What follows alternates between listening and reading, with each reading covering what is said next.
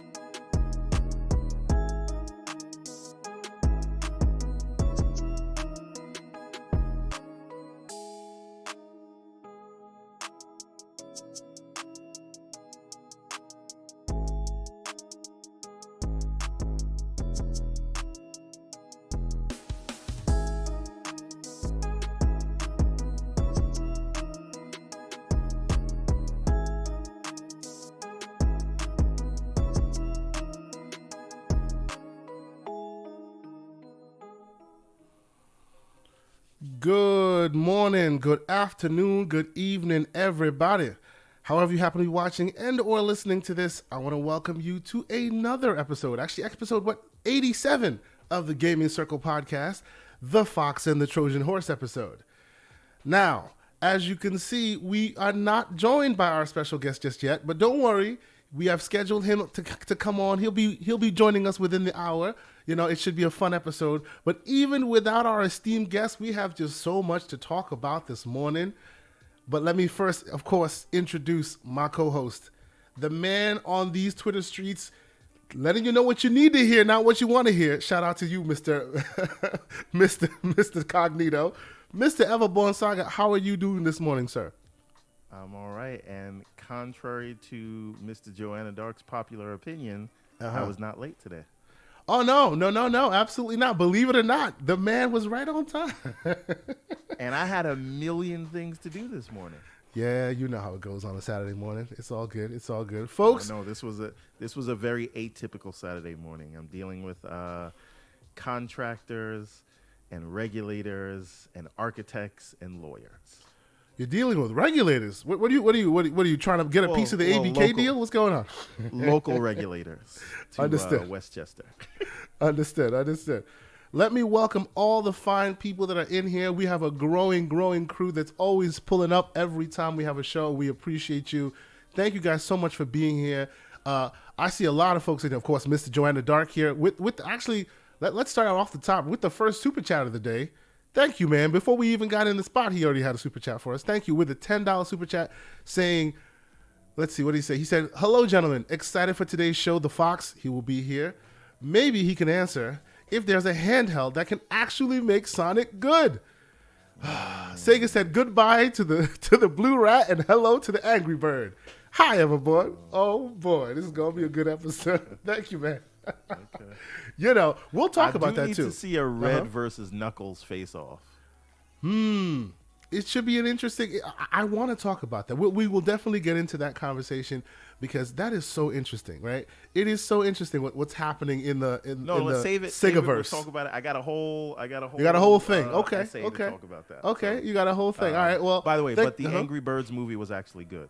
By the way, true. It was actually not bad. Now, I'm not saying it wasn't like the levels that we're seeing today good, but it held its own. It wasn't terrible. It's not like, the bottom of the barrel that we've seen many, many times. So yeah, it's something to sit and watch with your kids. I've had to. I initially was like, I ain't gonna watch this, and then I sat down. I was like, it's not that bad. It ain't no. It was funny. It ain't no mustachioed plumber whose name I will not say because they try to demonetize us even for mentioning them last week. So, which is why we should go in. But again, that's neither here nor there. Thank you guys so much for being here. I see Punty 50s in here. Well, 050. Please forgive me. What up? That's right. I see Black Arcade in here. Oh, actually, happy birthday. Happy belated, because it was a day ago, to It's Timmy version 2. 40th birthday. Oh, happy birthday to you, sir. Yes, there's so many guys in here, so many folks that we always appreciate for joining us and wanting to get into gaming and gaming conversations with us. It is an awesome, awesome community. We appreciate y'all for being here. But you know what? Let us get started properly. Before you get started, I just want to give a shout out to Slow-Mo in the chat who took a trip to the stable last night. I didn't see it. Oh boy, he was in the stable. He was in the stable. Talk about that later. Yeah, I see him in here. Welcome, sir. Welcome. Appreciate you for being here, man.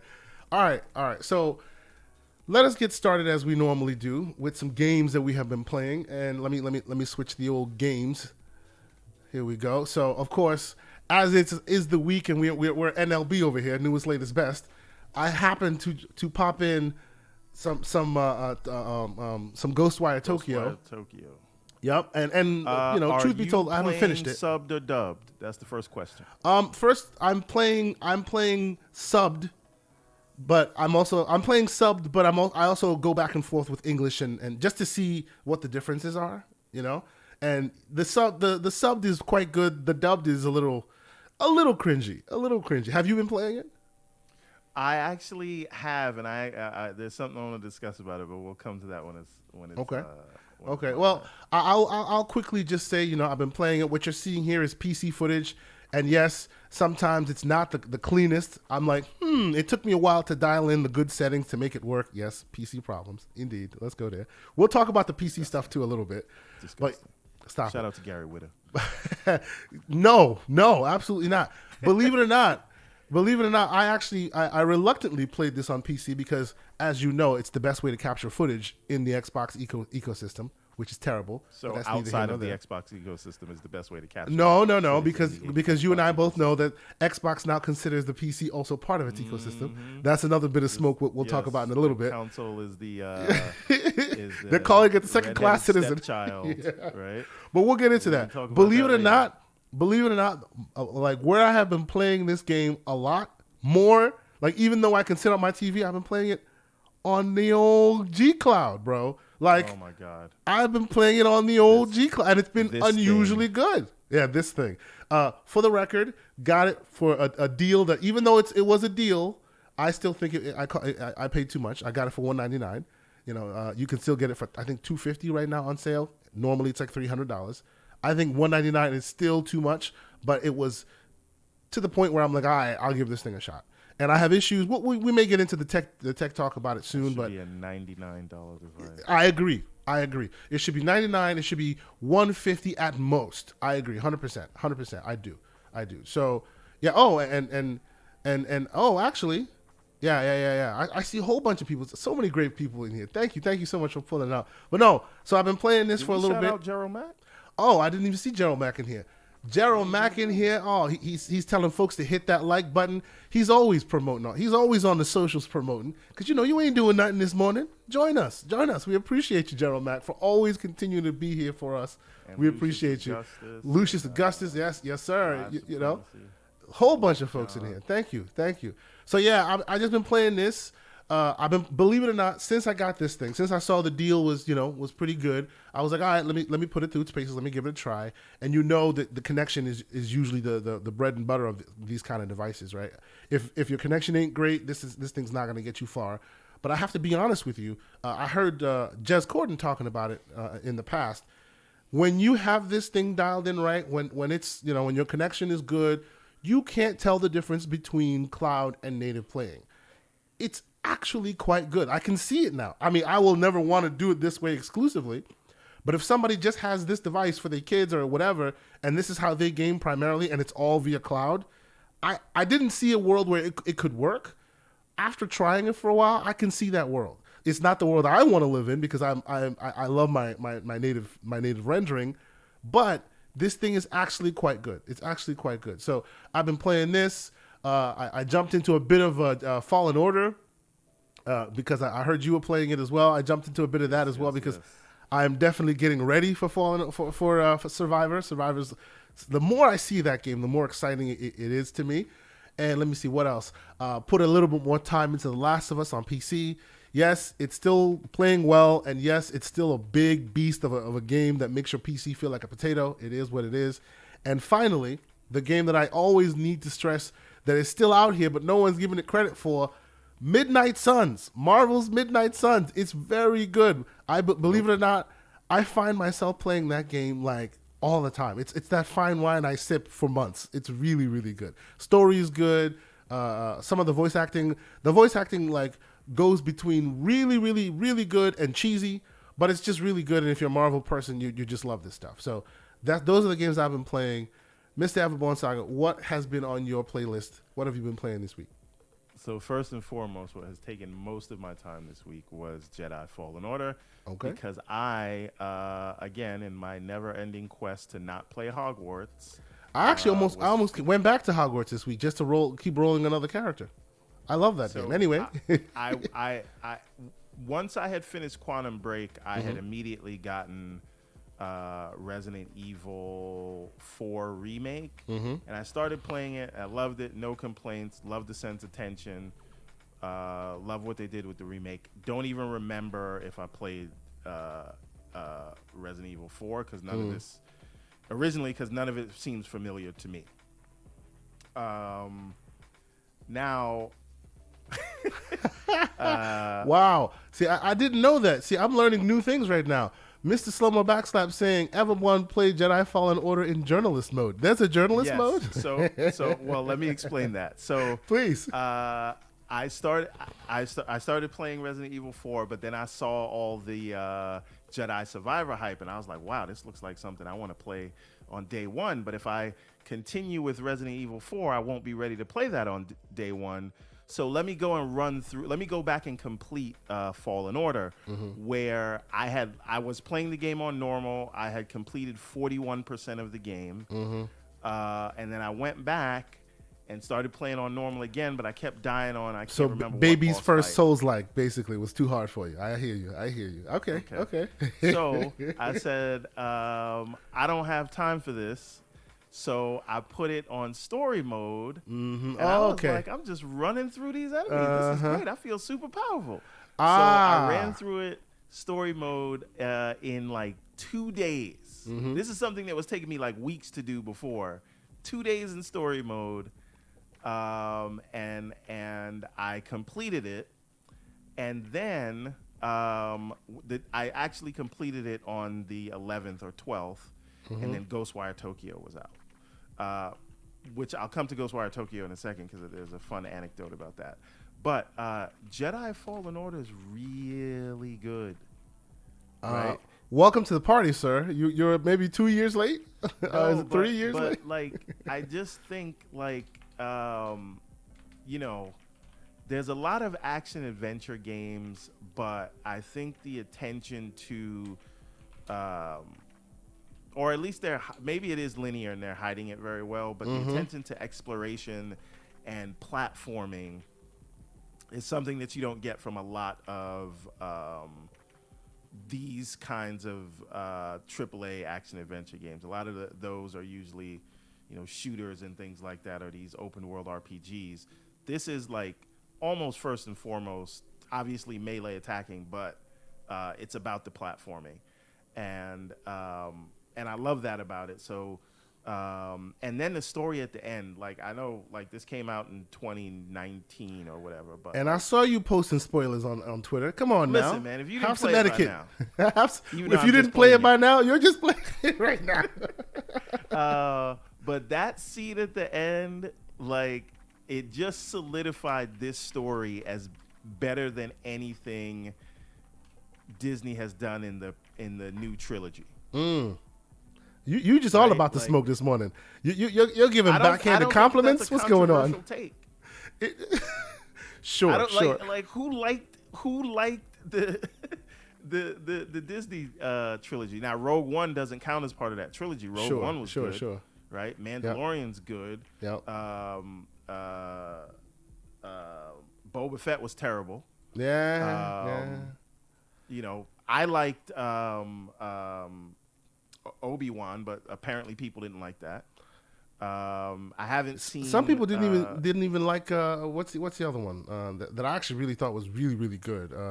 Come on now, give us some of these the new games. It's the Rogue One spinoff character. Yes.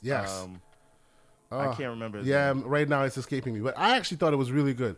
I like it people when say that's adult Star Wars, the one that's what they want.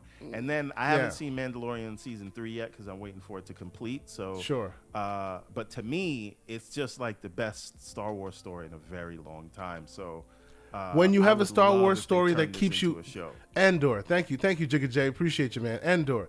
When you have a Star Wars story that has no lightsabers, no Jedi, and still it's riveting, you know you got a good story. And that's what these tend to be. I really like them. They open the world. Shout out to Boom in the chat.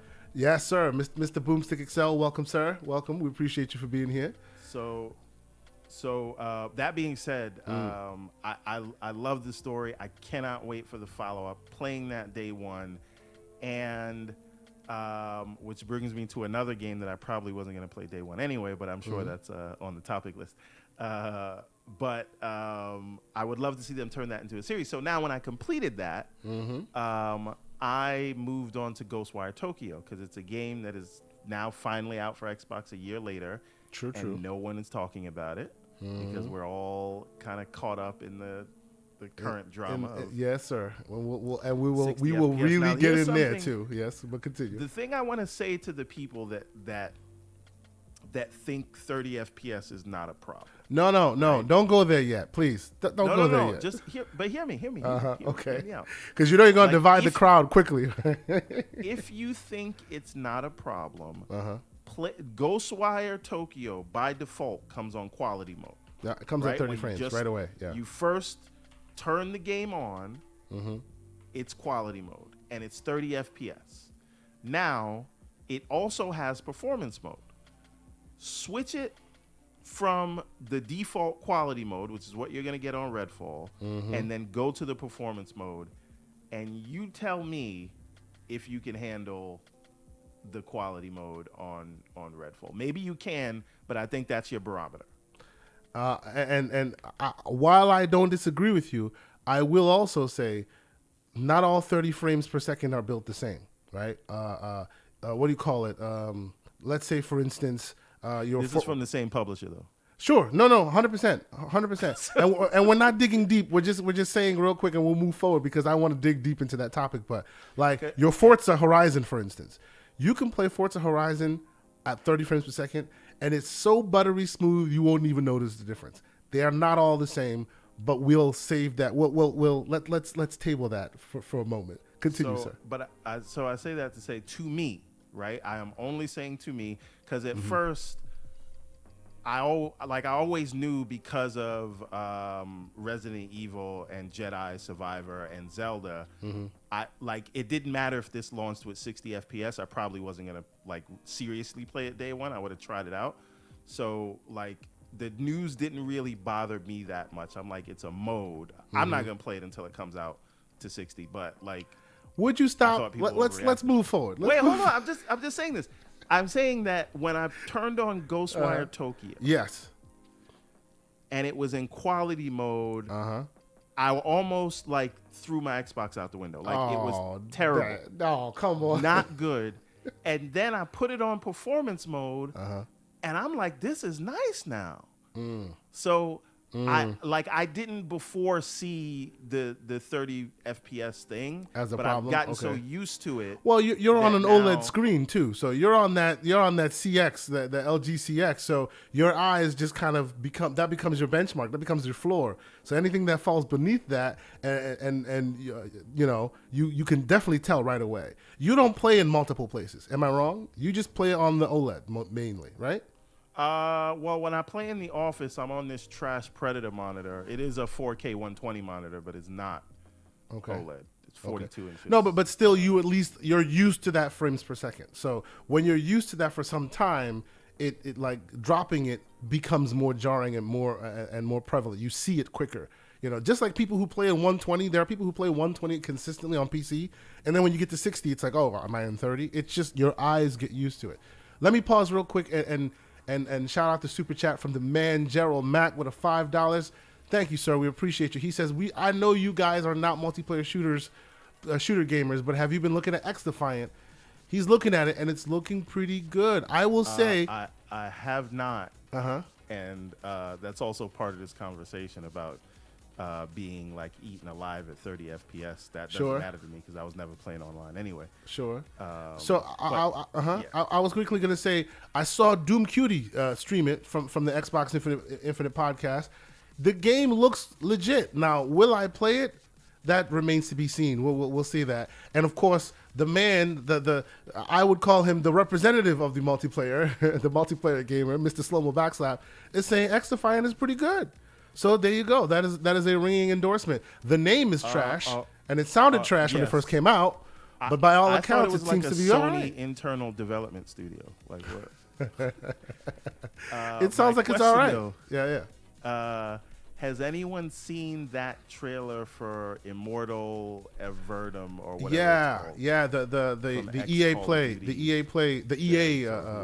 Yeah. That does look interesting, but remember, it's all trailer. It's all CG. The whole thing. The whole thing was a CG trailer. Right? All of it? It seemingly I thought they had some gameplay in it. I won't believe it till I see it.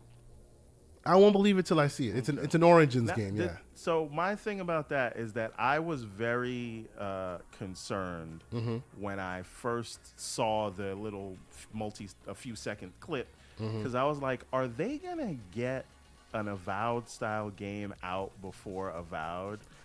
And they came out of nowhere. Well, but this is not really Avowed style, though. No, but when you first saw it, I'm not talking about this initial clip. Because when I saw this new thing that's like 2.5 minutes long or however long, I'm like, this is just like COD, but fantasy, right? Sure, okay. Yeah.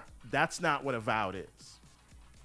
So this is just actually like a shooter where you're shooting magic instead. Exactly. It's basically COD magic. Yes. Magic right. COD. So so that's an interesting idea, and it is not at all Avowed. So I'm happy that is the case, and Avowed will get its chance to be. Lucius Augustus in the chat is saying that the game looks closer to Hexen, which is a true pull. That's absolutely true. Yes. It does look like Hexen. It looks like the Hexen game we deserved instead of the Hexen game we got back in the day. They finally went back to that kind of style, and now obviously they have more tech to bring to bear. So it really looks like it's shining in that realm. I'm actually looking forward to it. Destiny slow-mo. I don't know if I saw that. All right. Seems like a reach. So what else you playing, sir? Just that right now. Okay. Also I should notice because I did. We had a running gag last week. I have started playing The Murder of Sonic the Hedgehog. Oh, the man has started playing The Murder of Sonic the Hedgehog. Okay. That's and what do you think so far? So he's not. I mean, I'm just starting it, but he's not dead. You find this out in the beginning. They're playing a murder mystery. They're playing a game in the game. Stop. They killed him. I will allow it. They killed him and then bought an Angry Bird. No, he's pretending to be dead for a game that they're playing on the train for Amy's birthday. Look. Jigga J didn't even know. Jigga, if you didn't know, I'm telling you, man, they killed Sonic. Sonic dead. He's Sonic lying to dead. you, Jigga J. He wants it to be true, but it's not true because Sonic can't be stopped. Yeah, sure he can't until Rovio's out here going, hello, welcome to the Angry Birds. Rovio's gonna be making Sonic games anyway. I got a whole write up on. And by the way, yes, Pixelbit G's in the chat saying, come on now that is indeed spoilers. People are appreciating the fact that Sonic has been murdered, and it says so on the cover. No need for spoilers, sir. No need for spoilers. It's the beginning of the game. They tell you this. Hey man, start the game. Hey man.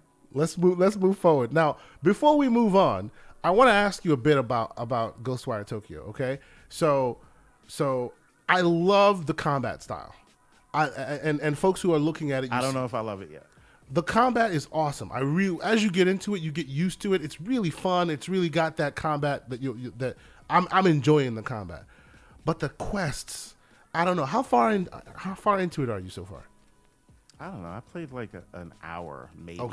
Okay. Maybe I played an hour. So it's like there are different kinds of quests. I think it falls into that open world trap where some of the quests really fall in line with moving the story forward and the momentum and all of that, because it's a horror based spooky game and all of that. But then every once in a while you'll get like a quest that just derails that momentum for me, and it's just really weird and odd, and it ruins the pacing for me a little bit. But when I get into these fights, I'm really liking the fights because you look, as you can see, for some reason I'm loving the hand gestures. I'm loving the way that you're able to really like use them to its fullest capabilities and are able to take down some of these weird monsters that come at you. Like, you're still not convinced quite yet of the combat, huh? Oh, did I lose you, sir? No, I was on mute. Sorry. Oh, okay. Not yet. I don't know yet. I don't know. It's not. It's not grabbing me. But I'm very early on, and then there's the whole. I'm trying to like understand what it means to hold the button to charge the attack versus the. And then every time I try to pull someone's soul, someone else is attacking me. I'm probably just not good, but Jimmy Brown saying hood signs, yes. Baby. He throwing them hood signs. Yeah. I don't love it yet, but after I switched to the 60 FPS mode, it became much more tolerable. Graphically, it's beautiful. The RT, I hate to do it, playing on PC, the ray tracing is boss. Like, wait a minute. Go ahead. Just hold on when we talk about this. The character models are not very good. I don't agree with that. I think they're fine. Very low poly. There's not a lot going on in the face. Well, play it on PC, I don't know sir. if I like it. Play it on PC. Oh, maybe I should play it on PC. Ooh, did you hear that, ladies and gentlemen? Version. Did you hear that? I won't. Maybe you should. No, honestly, it looks really good. It plays really well. Graphically, it has some it's nice clean. Reflections. That's yeah, what it's clean. It's not like, yeah. I don't know. Okay. It's serviceable. It's serviceable. Come on, the graphics are really good. It's not a graphical showpiece. I'm sorry. Oh, it's not. Bro, then you're playing the wrong version. It is quite beautiful. Like just the city. Have you played it on the Xbox? Not yet. Okay, so then come back to me after you play it on the Xbox and tell me. Sure. Okay, I will play it on. And funny enough, I guess I have played it on the Xbox because when you play it on the G Cloud, you're playing on Xboxes in the cloud, and even on there it looks good. Right? I've gone between. I played most of this game on this thing, and then for footage capture purposes, I played it on the PC. So even on the G Cloud, where you have your compression and all of that, it still looked pretty darn clean to me. Right? Obviously, it didn't get any of the potential hardware upgrades that you would on the next gen and all of that. But that's par for the course for a game that was exclusive to another platform when they first started it. So that's neither here nor there. I think it looks pretty dang good. But okay, all right. So with that, we can move forward into some of the news we were talking about. But before we do, I want to say thank you guys. So the world doesn't feel very static to you? I mean, the story tells you that the world feels static. The story tells you that a bunch of folks they've been ghosted, and literally ghosts are everywhere. And as you go into the world, you see a lot of the crazy monsters. There are areas where the monsters are deep, and they're just everywhere, just swarming you and stuff. But when you start the game, it's very desolate. You'll see a couple ghosts here and there that you'll have to collect. But to me, the story justifies that because it's the story, right? Like how can something have happened that takes all the humans away and then it's a hustle and bustle? Like the city itself, as dormant as it is, looks beautiful. When the rain is falling, like in this right now, it's amazing. Look, and when you grab somebody like Secret, like when you're able to, man, it is very good. It's like play this thing on the OLED when rain is falling. Oh my goodness, it's beautiful. It's absolutely. I'm not turned off of the game. I'm gonna give it a shot. Probably, okay. I'm actually probably gonna play this instead of Resident Evil 4 remake. For now anyway. You mean the game that everybody's telling you is like game of the year caliber that will be in the game of the year conversations? Well, it's not gonna be game of the year Resident Evil 4 just because of the competition this year. But Resident Evil 4 remake is nothing short of stellar. But I know what I'm getting there. Sure. This is more intriguing to me right now because it's something new. Okay. So Understood. that's probably why I'll go with this, and then I'll get to Resident Evil. All right. Okay. After. Okay. Let's hope that 60 FPS patches out. We're gonna get into that. And by the way, we're gonna save some of the topics, some of the handheld topics for when the Phawx joins us. He'll be joining us relatively soon. But let's kick into some of the news. And before we do, I will say thank you guys once again for being here. I see the numbers climbing as they normally do. Thank you guys so much. Hit the like button if you haven't done so. Let folks know we in here. Let folks know the conversations that have started. If you guys have any questions you want to ask us, of course, you don't have to super chat. While we appreciate that, just put the question in the chat. Tag one of us, and we'll make sure we'll look at it and try to answer it for you as we can. Let me know. Like, have you guys tried a Ghostwire Tokyo yourselves? If so, what do you think of it? I think it veers from really good to I wish it was more action. The quest so far. But then again, I'm about 2 hours in. I'm not too far, so maybe it gets more hot and heavy as the story progresses. Do you think this would have been better suited as a third-person perspective game? I mean, I know you don't get to see all the hand movements, but yeah, and that's the important part of this, right? That's what they're trying to really convey, the hand movements and whatnot. I mean, possibly, maybe. I don't know. Would it be more boring if all you see is just the back of a guy's head while he's walking around through this desolate wasteland of a city, right? And again, I'm not saying it's bad. I'm saying that it's justified in the story. It's just as you start, before you get into certain rooms and whatnot, they go crazy and crazy weird stuff happens. It would be interesting. Yeah, there is a part where you fly, like you float a little bit, so that'd be cool in third person. Maybe they should have given you the option to switch between the two, but I don't know. I'm enjoying it so far. I'm not a fan any of those give you an options. I think you pick a direction and you go with it, like own it. So you're not gonna be a fan of Starfield's options, because that's gonna definitely give you an option. First and third. Yeah, I don't think they should. I think they should stick with first or third person. I'm going to play Starfield in third person, but we'll see. I might fraud up when a battle starts. You might fraud up. You fraud up? I have never heard that before. What are we talking about here? The difference with me is that when I fraud, I let everybody know about it. You admit it. Understood. Don't try to hide it. I admit it all the time. I got no problem saying I'm a fraud. I appreciate that. All right, so let us switch over to some news stories. There's a lot of news stories, so we're going to get into some of them, and hopefully the Phawx will join us, and we'll get into some of that crazy handheld talk as well. But all right, let's get this started because, let's see. I found this story, and I wanted to bring this to your attention because I thought it was an interesting cautionary tale. I'm sure no one has really seen this because there have been other stories that are really taking up the energy in the room in the streets these days, but have you heard about this thing where an Xbox fan was offered Game Pass for life, but they declined it because of the fine print? Yeah, I mean, they don't. As someone who has just submitted his taxes, and who understands the things that you're supposed to claim, and maybe you think you could get away with it, not recommending that you do that, but if you're filling out a W-9 form, you better report that to the IRS. And if it's considered income, that's basic stuff, right? You got a gift, you got to pay taxes on that gift. Even if you get a grant, Like one of my businesses got 2 grants. I have to pay taxes on that as income. Yep. Right. So I know this isn't income, but it does have a value. Yep. And you got to pay taxes on it. Like that's and it's about 40 years worth of, like they say for life, but it's a maximum of 40 years. Which, bro, that's a long time to have the Game Pass for you. But you know, and if I'm not mistaken, it was like they're giving it to you for 40 years, but the first year of taxes was like $7,300, which is kind of crazy. No. It wasn't the first. It wasn't the first year. That would have been for the whole thing. Oh, that's for the whole thing. That's for the whole thing. Yeah. Okay. Let's see. Which would be reported to the IRS, of course. But yes, I thought that was super interesting. I think it was worth $7,300, and they wanted him to pay $1,750. Yes. That's what. But happened. again, yeah.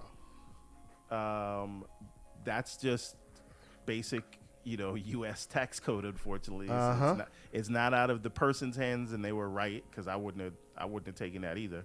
And it's not out, and it's not really in Microsoft's hands. I mean, I don't know if there's a way Microsoft could pay the taxes for you on that, but I don't even know if there's a mechanism. Tim per 21 in the chat saying they win in Canada because that would have been tax free. Ooh, that's awesome. That's absolutely awesome. Yeah. No, but I would have paid that $1,700 like year one. I would pay that. Get it gone. Then I have Game Pass for 40 years. Crazy. Yeah. No. That is. I mean, that's a win. Is it though? I feel like you could get enough sales. You know what I'm saying? While it's out. Okay. We'll see. And who knows if Game Pass will be around in 40 years. Well, yeah, that is the truth. That is the truth. That is the truth.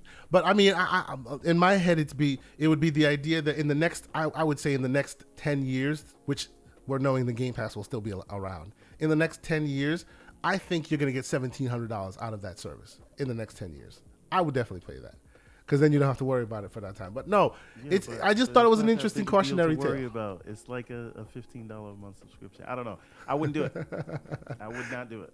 There you go. All right, I'm a set it and forget it type of dude. So I would have been like, "Yep, sign me up." Set it for a decade. Yeah. That's right. I'm good. Leave me alone. Like as of right now, my Game Pass is paid up to 2024. As it's getting closer, I'm like, "Oh man, I need to push it out even further." Remember you and I.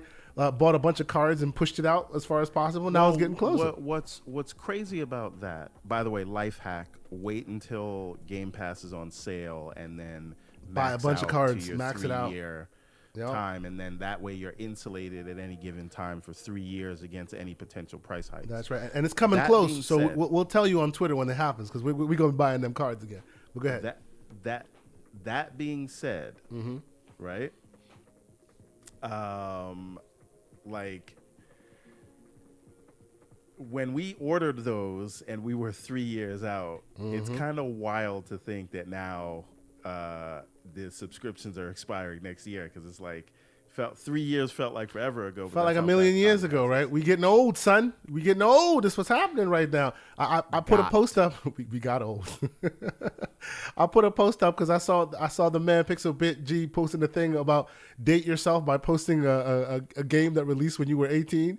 And man, folks are making me feel old with that post right now. It's taking a life of its own. I'm like, maybe I should mute this. I regret. People are like, yo, the game you posted, that came out when I was born. I'm like, oh, the gray beards. Here we go. Young punks. Young whippersnappers in my day. Anyway, let's move forward. All right. So I want them to come over here and then walk on my lawn so I can tell them to get off. To get off. That's right.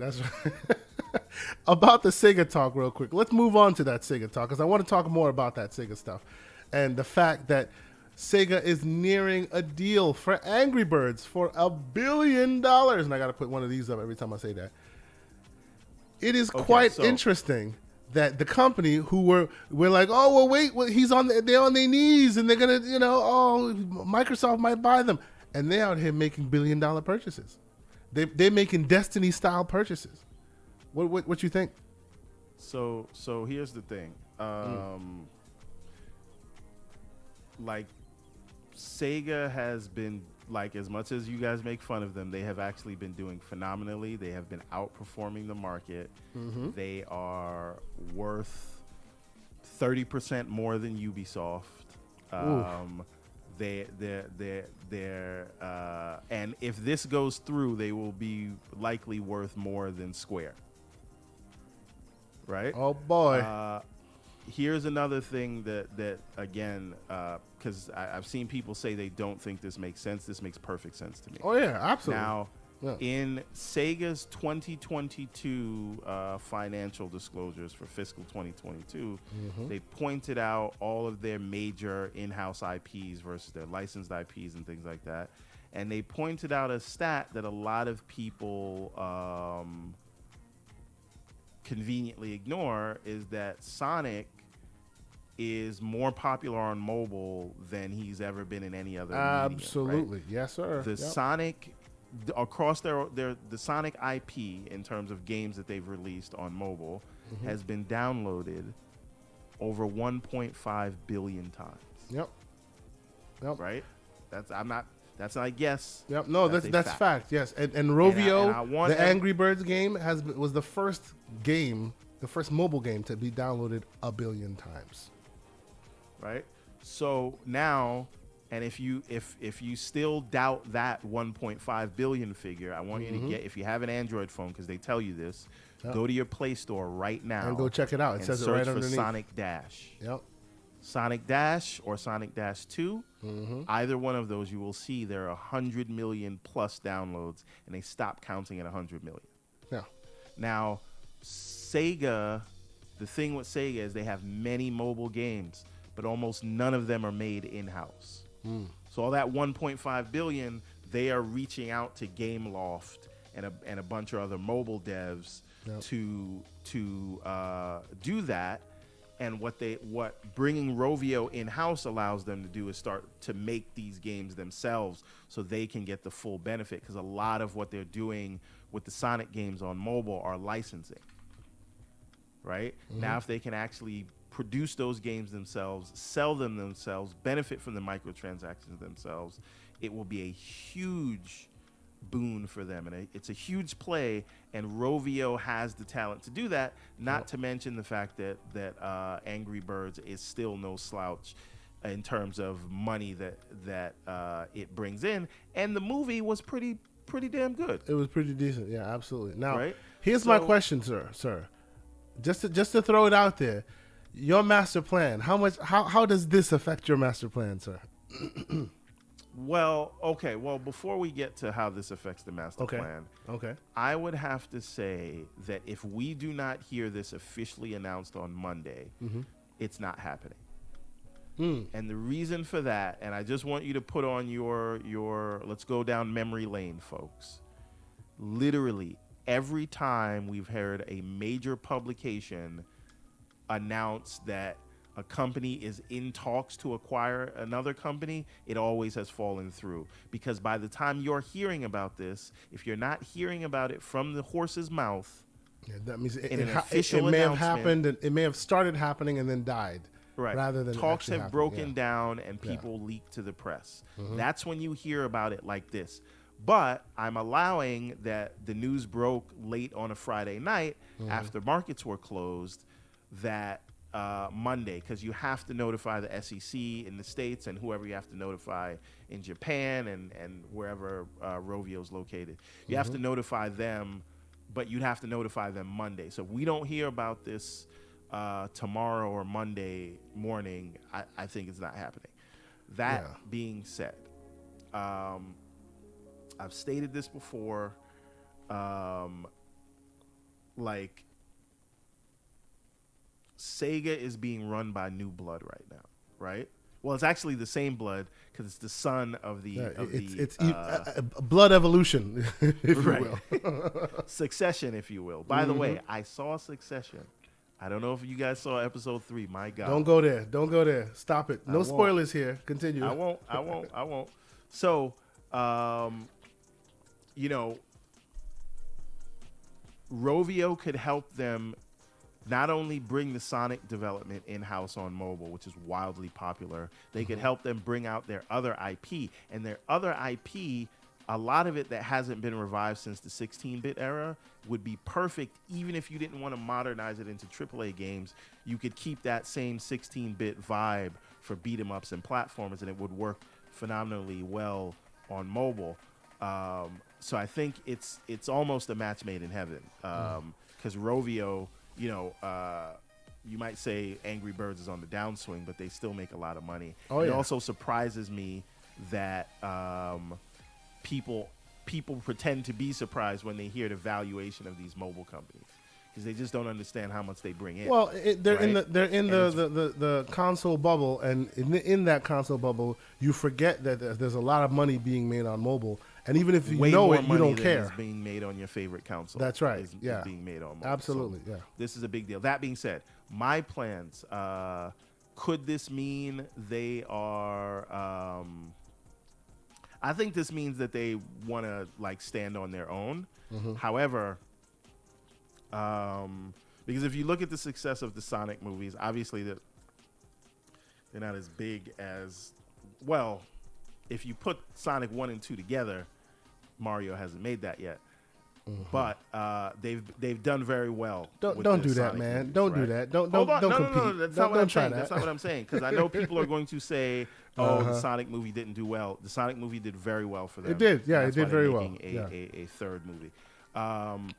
And they're doing well with merchandising. They're doing well with shows. They're doing well with licensing. So the new CEO is taking the company in the right direction, and they are making seemingly very smart decisions. But I do think it signals to me that they want to stay independent, because this is a sign of, this is a bold signal to the world that they got growth. They don't need strong. They have growth. They are they can stand on their own 2 feet. That being said, I do think it makes them an even more attractive target for Microsoft. Sure. If they had designs on that. Sure. But again, these moves like this to me do not say they are going to the gym so that they can find a suitor. It says that they don't need anybody. And so I don't know what it means for the ultimate dream, but I definitely think this makes it more attractive for Microsoft, if that makes sense. Because they're also in that mobile business. But I don't think that they would be, we'll see. We'll see about that, because with Activision, they have their mobile coffers filled at this point, if and when that thing closes. So adding another one in just specifically for that mobile play, it probably wouldn't be for that mobile play. It would most likely be more for the Japanese play, and then this being mobile. I disagree on that front. Okay, I disagree on that front. I think it's one of those all of the above things. I think it gives them a presence in Japan, like an actual foothold with legacy in Japan. I think it gives them. They're already very deep partners on PC, right? They help develop games together. And you add this mobile piece, which speaks to the future of where they're trying to go. I think you add all those things together, and you have this sort of perfect storm of things Microsoft's looking for more than anyone else. And again, unlike Square, the relationship appears to be very strong. So I think they will work together, especially considering Sega's already using all of their their technology. Absolutely. Yeah. Okay. Again, I don't know if Sega wants to do it at this point because of this, if this is true. Yeah. But I definitely think Microsoft would Phil want is to. looking at this like, drooling. You know what I'm saying? Cutting back the knife and fork together, ready to eat. So interesting. Okay. Well, on the topic of the Japanese market and all of that, and you already mentioned them, so let's just a quick word on Square Enix, because we had a state of play this week, right? And they showed off more Final Fantasy 16. I don't know did you watch it? I watched like 2/3 of it. I loved what I saw. I didn't watch it in 4K. I watched it on my phone. On your phone. Okay. But we'll I just want to touch on it just for a little bit, because it was out there and a lot of people did hear about it, and it made a little bit of hay.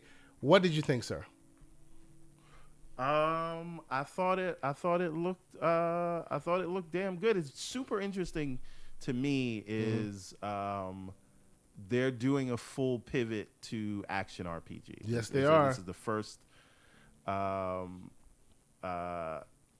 full action RPG Final Fantasy. I hear that some Final Fantasy diehards are not pleased here. Some folks are looking at it. What does the chat feel about that? Because yeah, it feels like they're kind of blending multiple genres in this, and Final Fantasy is obviously it's come from hardcore RPG roots, but it has grown so much that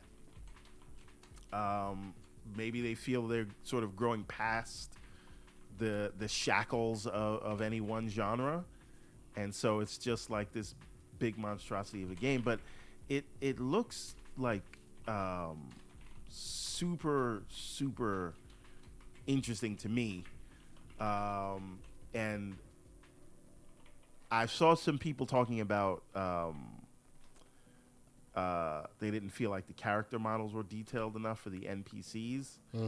I don't know if you heard any of that talk, but I don't know. To me, it looks good, and I don't have more than that. So it looks damn good. So I wanna, and I will pivot this conversation into Tears of the Kingdom, whose graphics we will not show because, yeah. But I'll let you respond on that. But while I do, I will put it in. I have a poll in the chat that I want you guys to look at. By the way, says Final Fantasy May Cry Hunter. Yes, that's exactly what I mean, right? Yes, absolutely. It's just everything. So in the chat, I have take the poll. I have Final Fantasy 16. Are you planning on playing it? Day one, nah, or the game director is a racist schmuck. You know where I fall. Continue. So, again, I don't even care about, like, I'm not in the business of saying I want you to force to put whatever people in the game. I just really do not like the excuse that he gave. Oh, yeah, that's my point. He should have just said, and let's be clear like, here. This is not the my vision we had. Yes. Deal with it. This is not me on. I'm not standing on my square saying if you play it, you're bad. I will most likely play this game at some point. I will most likely play it at some point. Just like I played Final Fantasy VII Remake. Every time Barrett showed up, I want to throw something on my screen. I will do that. But anytime this game comes up, I need to remind y'all folks that game director is a racist schmuck. But that's neither here nor there. Let's real quick talk about it. And I know you saw that because everyone counts for somebody, and Mr. Everborn Link is in the spot. So you saw Tears of the Kingdom. I'm not showing any graphics of that. Oh, no. Just call it I'm Game not. of the Year. I'm not showing any graphics. I'm not. But it's tell me why it's Game of the Year. Why it uses the same assets, uses the same world. When you're looking off into the distance, it literally shimmers with its instability. But that's neither here nor there. Go ahead and tell me why it's Game of the Year. Right there with your tomfoolery. The idea that you are jumping straight from the sky all the way down in real time into... What are you telling me? You're telling me it's a game that no one's ever done that before? Get out of here. To the ground, and then anywhere you look, you can go to, and we're not doing these short draw distances so we can dial up the details, but you really can't see anything far. And then when you are looking at a vista, they just are you put seriously? Hold on. Magic fog in the way. Hold on. Oh man. So you don't have no problems with that. No, hold on. Are you telling me the benefit of this game is its graphical acumen? That's why you're excited? If you consider the hardware it's running on, yes. Man, I need to get you and King David on here at the same time one day because y'all just gonna be going back and forth forever about how amazing this game is, and all I see are just like. But you're the one talking about your frames, man. No. But this is not a first-person shooter. The point is, the game looks amazing. The gameplay looks amazing. The story looks amazing. And all those things are going to be better than anything you will get in Final Fantasy. I think it is. Yes, I said it. This is not a debate. That's not a controversial Somebody clip statement. that. Oh boy, Zelda is better than Final Fantasy. Ooh, it's not that hard. I love it. Let's go. Right? And And it will beat out Hogwarts. oh, okay. Well, that might beat not out. be. It That will might not beat be out difficult. Diablo. I said it, and I believe it'll beat out Starfield. He's really going hard this morning. I'm on the square. This man square woke that I'm up this on. morning and had his Wheaties. Okay. Shout out to Mr. Webb Dave, who has invited me, and I will be on the Gamers Council this Sunday. Thank you so much for the invite. Whenever they invite me, I feel like Michael Keaton. I see the bat signal. I'm like, I'm there. So I will be there this weekend. Thank you so much for checking us out. I love that you're burying yourself deep in this right here, there, Mr. Everborn Saga. I'm going to clip all this stuff and put it on the damn internet. So that when you're right, 10 toes down. 10 toes down. When you're right, maybe you'll get your flowers. But if you're wrong, boy, ooh, it's going to come for you. People going to come for you. Okay. So you're saying, okay, let's talk sales. How much is this? How much is it going to sell? More than Final Fantasy. Okay.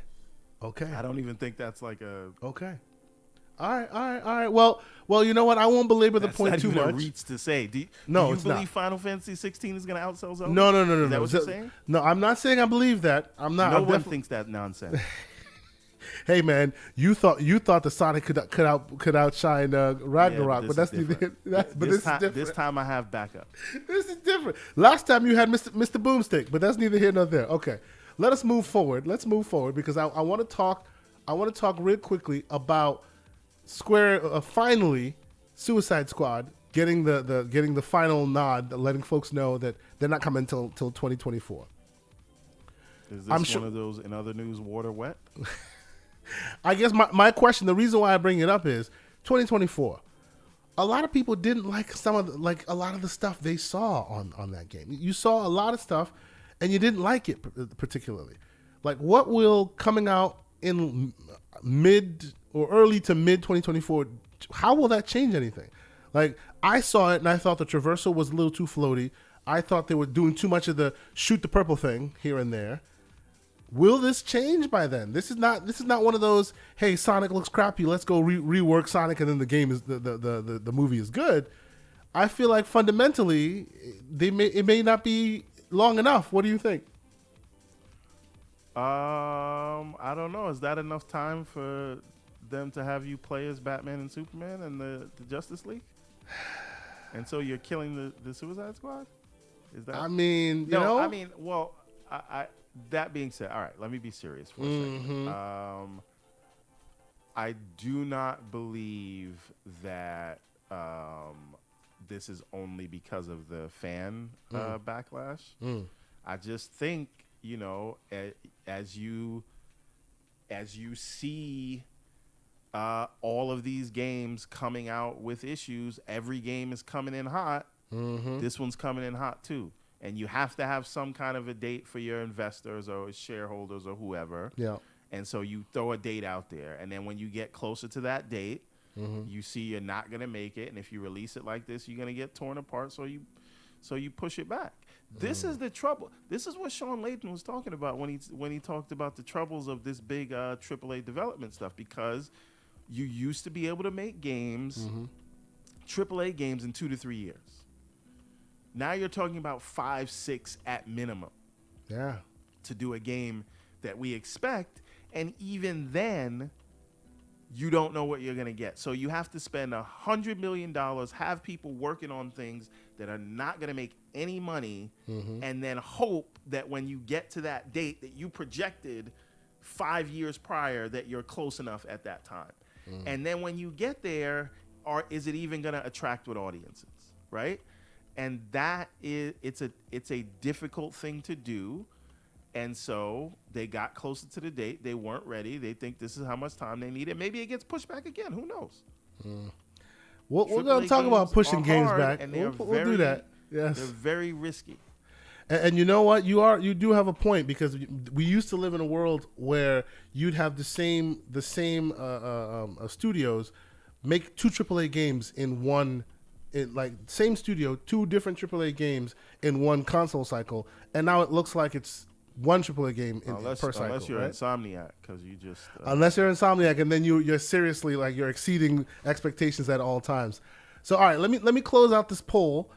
right? And let's see here. We closed out the poll, and what did it go? Okay, so with what I think it was almost 50 people. Yeah, 50 people voting, and we had 46% saying nope, not day one. 22% said day one, and 30% said, yeah, that game director's a racist schmuck. It is what it is. I apologize. That's basically how it's going. Oh, and of course, as we promised, because this show, you know, we're really appreciative of all the great folks that are in here. We see 108 Dragons is in here. Salute to you, good sir. It's good to see you. Oh, and of course, we also are now joined by our special guest, the man who we are so excited to have on this show today, and so much so that I got the awesome quippy title for this show, the Phawx and the Trojan horse. We have, of course, the Phawx joining us. So let me get him in here. The man that gave the whole Xbox community hope. Welcome, sir. Can Hello. you hear us? Ah, yes. Thank you so much for being here. This is awesome to have you here. You just catch us while we were right in the middle of our takes on the fact that Suicide Squad has finally been delayed because we saw that thing and we didn't really necessarily think it was the best. But before we even get into all of that, thank you so much for being here. Let some of the folks, you know, our folks tend to be console gamers first. So some may or may not know exactly what you do in this space. You know, if you don't, you're seriously, folks, you got to check it out. I've been a huge fan of your stuff for quite some time.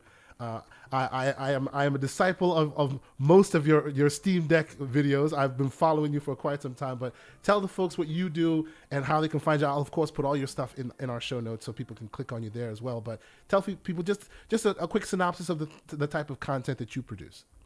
Sure thing. Well, thank you for having me. My name is Carrie. I go by the Phawx on YouTube. I started off taking a look at indie games because I typically prefer conceptual type of stuff, shorter games. But then I always had a fascination with smaller handhelds. It started out in around 2008 with the Open Pandora, which was an open source Linux-based gaming handheld. And then it was stagnant for a long time. PSP reigned king. And then around 2016, the GPD made the GPD Win 1, which was pretty much the first x86 gaming handheld PC that was basically the size of a 3DS. And I went into it head first knowing that, well, because I've been a PC gamer for such a long time, knowing that we could really pare down games and get, even though it was an Intel Atom chipset at the time, we could still get things running. So one of the things that I would always do is show off like modern games running on this platform that it shouldn't be running at all, and really just getting things down to a really low resolution. So that is the intersection of things that my YouTube channel looks at right now, is the intersection of handheld gaming, but also taking a look at it through the optics of trying to squeeze every last ounce of performance out of it. But it is often counterintuitive to what normally PC gamers look to, because typically PC gamers will do overvolting, overclocking, and these things are pushing more power into a system. And we actually do the opposite to also still get more performance out of a machine. So that's pretty much what I do. Absolutely. No, and I appreciate you being here. Folks, if you haven't checked out his stuff, you definitely should. Yes, he gets deep into the technology, and I enjoy that. I'm a technologist myself, so I appreciate that stuff. But even at a high level, you will always come away learning more and understanding more. And it's just wonderful to have you here. It's a thrill for me. This is awesome to have you on the show. So you know what? We're going to continue with the stories, and I'm going to start peppering in some stuff for you as well, because I know that folks want to hear what you have to say and some of the takes you have around the potential of a handheld future for us, right? So, okay, before I do that, though, let me see here. I think we just received the super chat. Thank you so much. The Black Harry Potter, one of the best names in the business. I'm sorry. The Black Harry Potter comes in here with a $5 super chat saying Final Fantasy 16 is day one for him. Looking like it's going to be a game of the generation and might knock Hogwarts Legacy out of the top spot. Wow. Okay. Even the most staunch Hogwarts fans realizes it's not up to snuff. Hey man, it's fantastic name. It's not even about up to snuff, man. He has been committed for like before that game came out. He changed his name. Not anymore. I'm just picturing him like that meme where the guy's walking with his girlfriend and then he looks back Right, he's walking next to Harry Potter to Hogwarts Legacy. Looking and back, he sees going this Final Fantasy 16 trailer, and he's looking back like, "Oh, what hey, is hey, this?" he also I see you. said I see you, Black he Harry also Potter. said Diablo 4 might also take him out of his Harry Potterness as well. So we so don't know. he's been wobbling for a while. He's a wobbler, is what you're saying. He's a wobbler. Yeah, you're wobbling. You're All wobbling. right. Let's before we get into some of the main stories proper. Let me also touch on a bit of this story, because we got this morning, this week as well. The subscription service of Ubisoft Plus, which we've been asking for quite some time. Right, a bunch of people, there were dribs and drabs of information. Microsoft themselves actually put it out there that they were going to do this, right? And then it finally came, and I have a feeling folks aren't necessarily too happy with how it materialized. Now, for the record, I wasn't surprised at the way it came out, because this is Ubisoft. Their issues in the gaming industry right now has been reported pretty well, and their service was always kind of expensive. It was. I wouldn't even say it's expensive. It was on the pricey side, right?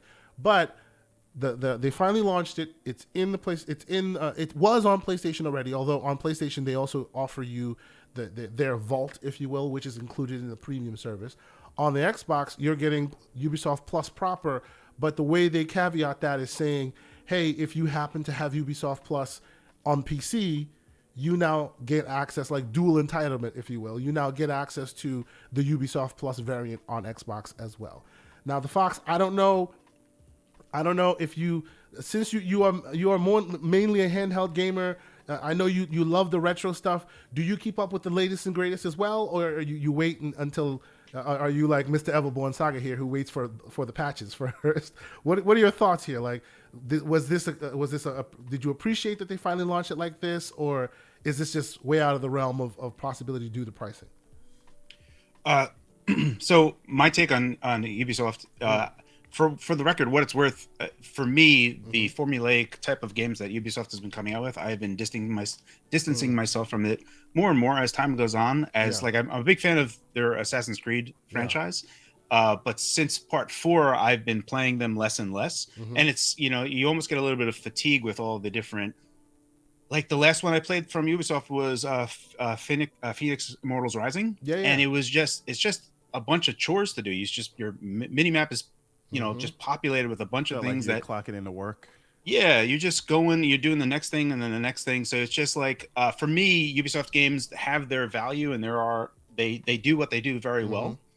Now, for me, I've been a Gamepass Ultimate subscriber for years now, and I'm a huge fan of that service, which is why I want the handheld to come out so much. I feel like that there is a really good intrinsic value there.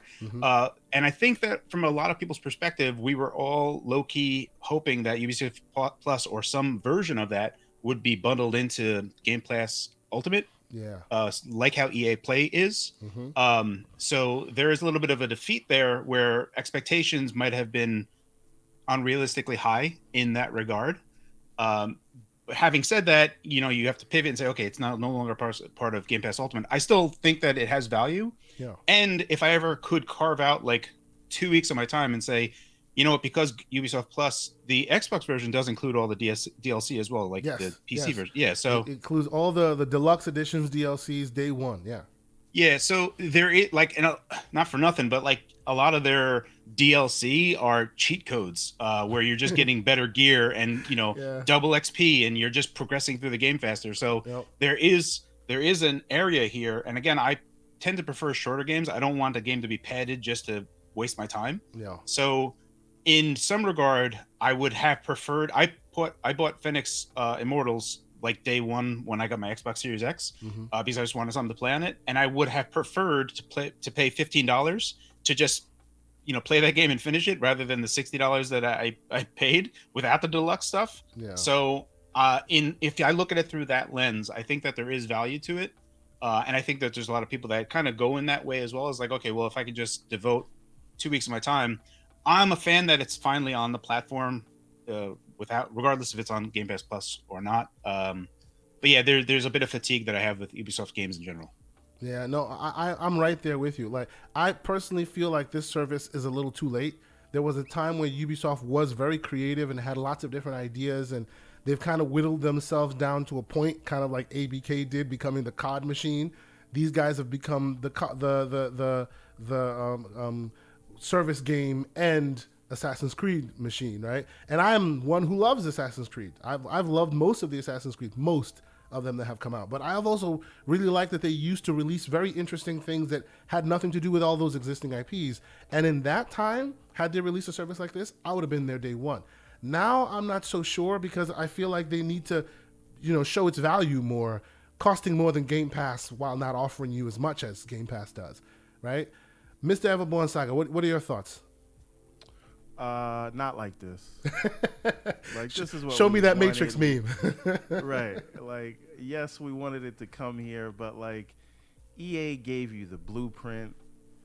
You could have done something. Now, you and I talked about a potential way again. And speak on it. Get into it. Yeah. Right. And this is completely like hypothetical speculation. And by the way, Carrie, on this show, we like Everborn loves to be about the tinfoil hats. He loves to be about the crazy theories. We call it Everborn's Conspiracy Corner. Let's go. So, if we look and Kay, if you can Google this for me in the background, sure. We have a data point to go off. What is Ubisoft's operating income? Let's see. Last we checked, it was, what was it like? Hold on one second. Ubisoft. We had this conversation before, but continue. Now, what if there was a way where Microsoft could, in lieu of acquiring Ubisoft, because they do seem like they're in trouble, what if there was an opportunity for a partnership with Microsoft and Ubisoft, where Microsoft gave them something like, I'm just making up a number, right? Like, we don't know what the right number is. Let's say like $500 million a year. They're spending more than that to acquire content for Game Pass, a lot more than that. Yeah. Operating income roughly 400 million euros in 2022. Right. So that's all the money they're making. Right? And what is their profit on that 400 million euros? Hold on here. So I'm saying this to say, is there a way that instead of buying Ubisoft, Microsoft could give them a couple $100 million a year and say everything you make comes to Game Pass day one? You can still sell it on PlayStation. You're still independent to yourself. You can still sell it everywhere else. We're still going to make money on the microtransactions, but we are going to give you, Ubisoft, so you don't have to worry about whether you hit your sales markers or not. We're basically covering all your development costs, and you get to sell everywhere. We don't own you because we don't want to deal with Lena Khan and Sony crying. And all that stuff, yes. But we'll give you a couple $100 million a year, and everything you do will be in Game Pass. I think there's a deal to be had there, because I really think the fact that Game Pass exists is actually an albatross around Ubisoft Plus inclusion in the Xbox. Anyway, you can't help but look at it and think this is worse than Game Pass. I don't know anyone who would get it. And by the way, I don't know anyone who looked at this and was like, "Oh, this is the great." net profit, 80 million euros of that 400. 20,000 employees, 400 million, 80 million euros in profit. You think Microsoft couldn't give them $200-300 million a year, saying you don't have to worry about any of that? All of your expenses are covered, so everything you make on the other platforms and that you make in microtransactions is covered. And you can have a steady clip of Ubisoft content coming. That is an interesting theory, sir. It is an interesting theory. What do you think, Gary? What do you think, Gary? Yeah. I'm in full agreement. Like, I mean, provided I don't know what the numbers are on GPU or what their their rolling rate is, but in the event, I'm in a total agreement. When you look at Ubisoft Plus and you're looking to pay for it and you're limited to Ubisoft's catalog versus Game Pass Ultimate catalog, there is no competition. You wouldn't look at Ubisoft Plus. So for me, it is dead in the water outside of subscribing to it and then immediately canceling so that you can just play for 1 month just to play whatever new game they have and get basically a $40 discount or whatever. That's the only way that makes any sense to me. In its current form, it's not attractive. Yep. Yep. No, I agree. I absolutely agree. Folks in the chat, please let us And know what you're obviously, in thinking. this scenario, Microsoft will get the marketing rights on all Ubisoft games. Well, that may 'cause be they're a sticking covering point. That may be a sticking No, point. but I sir. mean, you're covering all of their Development costs. expenses. Sure, Why sure, not? sure. Yeah. Then basically you're turning PlayStation to a wicked stepchild at that point. They may have may have a problem with that, sir. Just a thought, you know. But okay, let me catch up on a few of these super chats because a few have come in and we appreciate y'all. We have Lucius Augustus in here with a $5 super chat. Thank you so much. And Lucius among us being more technical among us, so I appreciate the good technical questions. He's asking, should we expect more laptop manufacturers to jump into the handheld market, considering that a lot of the APUs can just be repurposed with low wattage laptop chips? I think that would be for you, Kerry. What do you think? Should we expect more of them to make handhelds, being that it seems like that market is opening up more and more now? So you see that the Steam Deck has basically did all of the marketing research for all of these other companies, and you take a look at Alienware, who made the UFO concept, and then it just disappeared because all the information that they were getting, people were like, oh, it's a premium thing, I pay $500 for that, and Dell Alienware is like, we're going to charge $1,500. This is like we can't do anything here, so Ridiculous. it just faded away. And you look at what Asus is doing now with their ROG Ally. They're saying that it's a custom chip. What I believe it to be is a standard Phoenix chip, so AMD's latest APUs that are available. However, there are cases in, like, this is history repeating itself. When AMD made their EPYC server chips, they were considerably better than Intel's best chip at the time and cost around 6 or 7 times less. So Intel's chip was about $25,000 per chip, and EPYC came out at like $5,000 or $6,000 and was better. So Amazon was going to switch over to them, and what Intel did was they made a new version of their chip that had no cost. Like, you looked on their site, it listed the chip, but you looked at the cost and it didn't exist because they sold only to Amazon. And they made that chip cheaper for Amazon and Amazon just alone.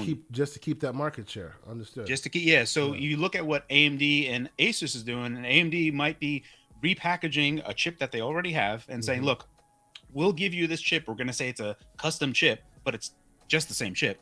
But you can only use this in gaming handhelds. You cannot use this in laptops because then the price would be out of whack. Like all these other people that are paying this price for their laptops, we can't do that. So you take a look at what they're doing. I think that you're going to see more deals like that appearing, where then the margins are better for these companies to step into it. I mean, you look into this. The Steam Deck was a perfect marketing example, and they got numbers of it. They say they 1 million sold in a year. They're at 3 million now from other reports. And you look at those things, they say, okay, well, the margins based on this and all that, let's enter into it. And I just made a video yesterday to kind of reiterate some stuff I just talked about previously, where Asus entering into this is going to really just consume all of the oxygen in the room in terms of 7-inch handhelds. When you walk into a Best space. Buy and it's just there and you can just pick it up, it will give all the others a run for their money. I see Aya Neo like changing up quick because they've been enjoying some premium branding for a while that required so much effort, and now you could just go get a ROG Ally at a Best Buy that, you know, potentially what, $650 entry price possibly? I think there's a few things that I can't really touch base. I know some of the pricing on these chips because of the companies that I deal with. Sure. So I knew about it prior, and then the rumors came out. So they are aligning, and then you take a look at the upper price of the Steam Deck as a indicator of what people are going to spend. And even, Gabe Newell from Valve said they were surprised that so many people were buying the $650 model. So it is the benchmark price for all of these things. And if it's better, and it is better than the Steam Deck, and it's better than all of the other handhelds that are out right now, and Asus has the ability to come first to market with a Phoenix-based handheld. So you're looking at that, and it's very compelling. And I think 650, 700 as the base price of the 512 gig version is realistic. Okay, thank you. Appreciate that. We also see. We also have the Blackberry Harry Potter back again with another super chat saying he is a wobble. He loves games, and if a game is better, why not? He's not proud. He's not too proud to say it. We appreciate you for doing that, sir. Just like Everborn, when you're a fraud, just admit it. It's fine. It's good. Yeah,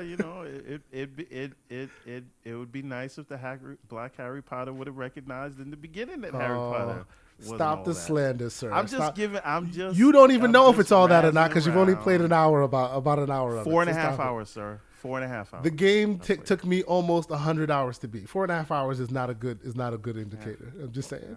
And No, a but lot of shout, people shout out say to the that. Black Harry Potter for supporting Indeed. us every week. Indeed. Absolutely. Absolutely. And we Just pulling see your chain. Silent Cypher in here. Thank you, sir, for being here with a $10 super chat asking.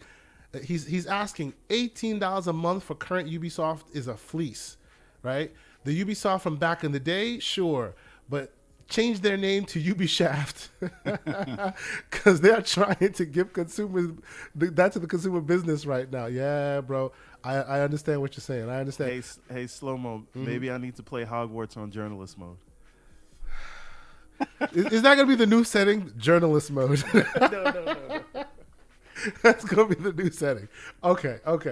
You know what? While we have the Phawx here and we're talking about the fleecing of the market, as it were, let's talk a bit Redfall. Let's talk some Redfall. Okay, let's do that because that has been really, really, really causing a lot of debate and discussion in the gaming community at whole and Xbox side specifically for the whole week now. Before we get here, though, Okay. are we gonna talk to Phawx about some of the mobile goodness and the?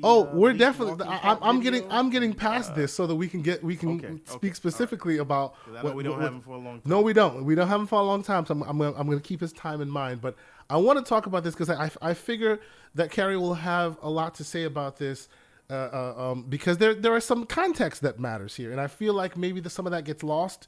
And I have a feeling this will be an interesting discussion. So here we go. So as everybody knows, and I'm not going to go too far into the background because you guys being here, you know what we're talking about. Redfall recently got announced.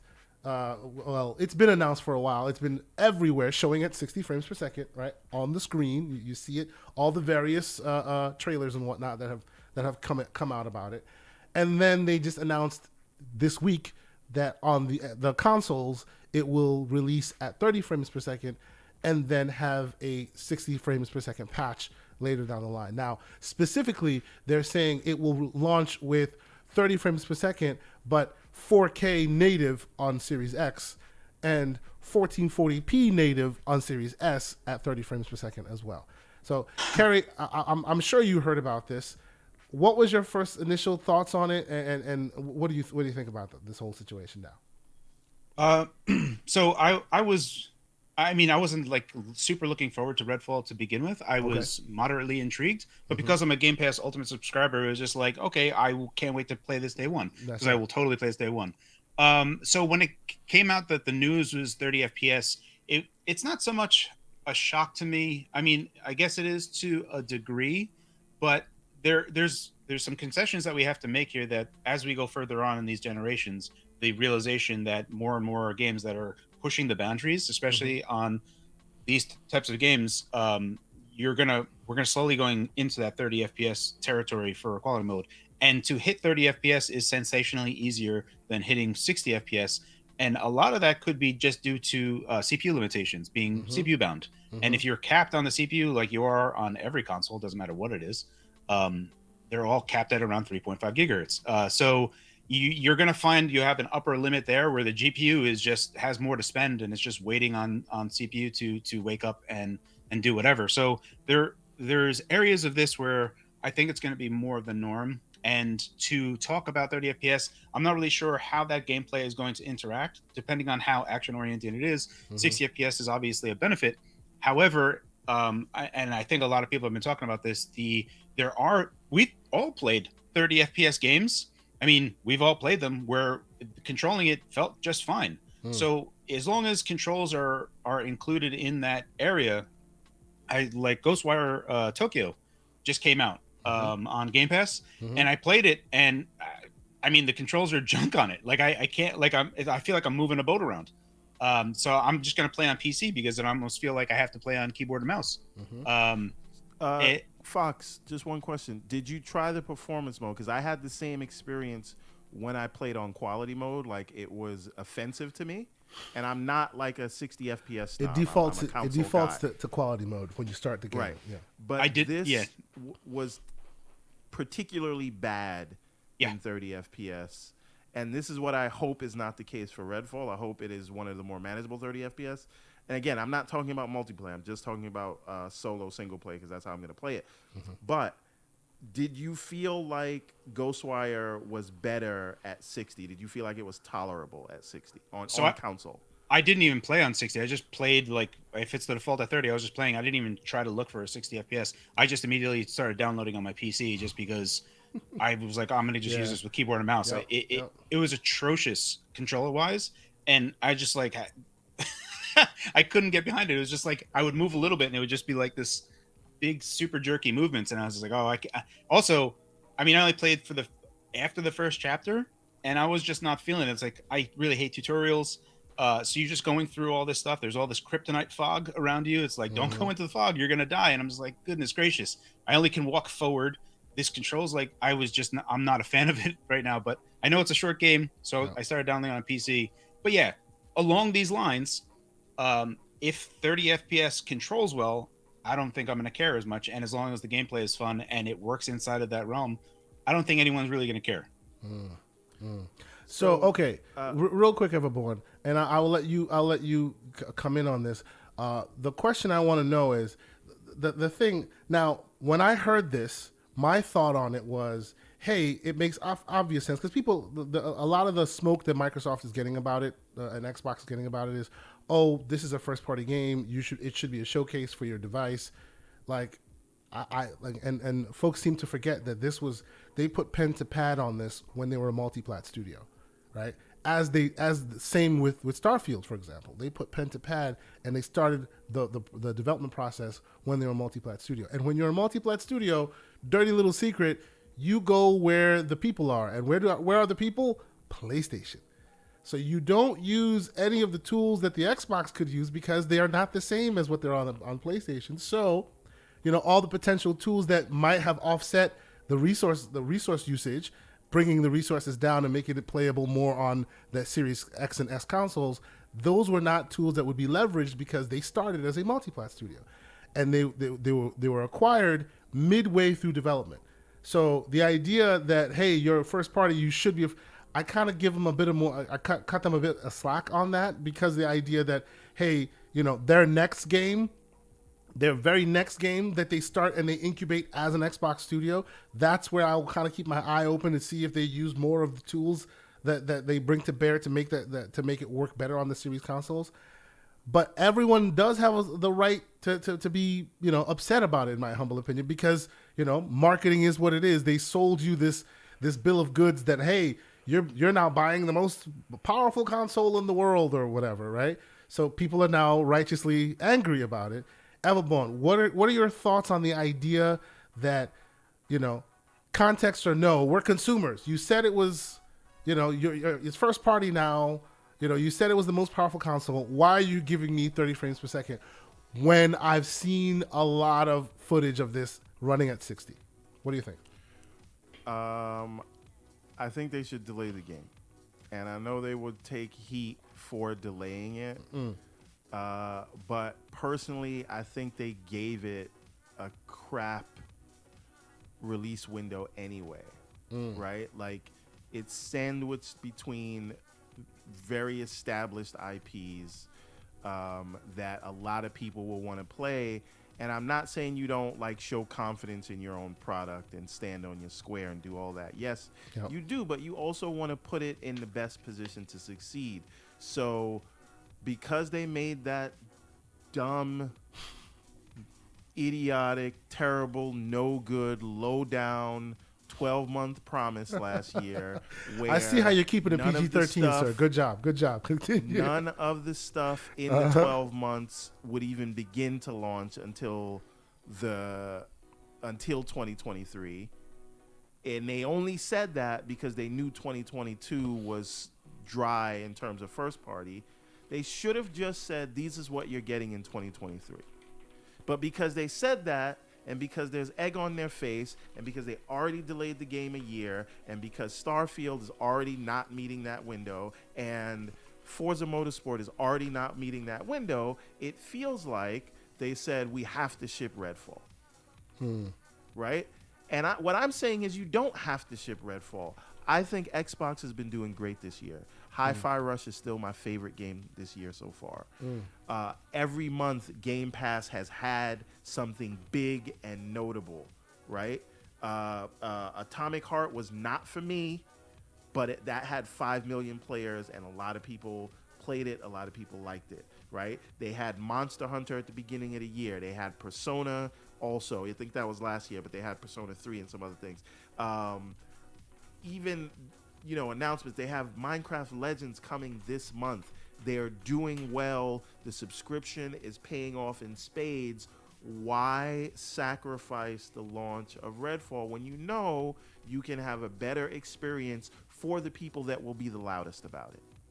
Yeah, true. We will be the loudest, and we will tell everybody that does not know about this game, because it's a new IP, we will say, go get that. And now, while you have Nintendo showing off Tears of the Kingdom, while you have EA showing off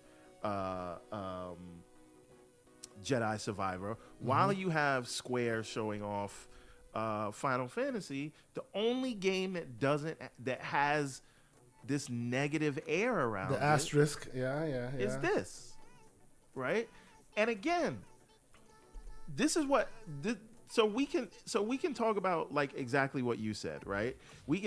This is not an issue of this is more of a marketing issue, and the marketing getting too much say in what these development teams are doing, right? Because if we look at the games that were originally designed and planned and greenlit under full ownership of Microsoft, those games actually are taking advantage of all the power of the box. Exactly. Right. Exactly. We can look at what's its name, Flight Sim, right? Yeah. And how that it runs on a potato, ladies and gentlemen. The game that brings 3090s to their knees runs on a potato. It's amazing. It's amazing. Right. Yeah. And everybody agrees that Hellblade is going to be a graphical showpiece. We have no doubt in what the Coalition is going to do. We've seen some of the demos that they've done.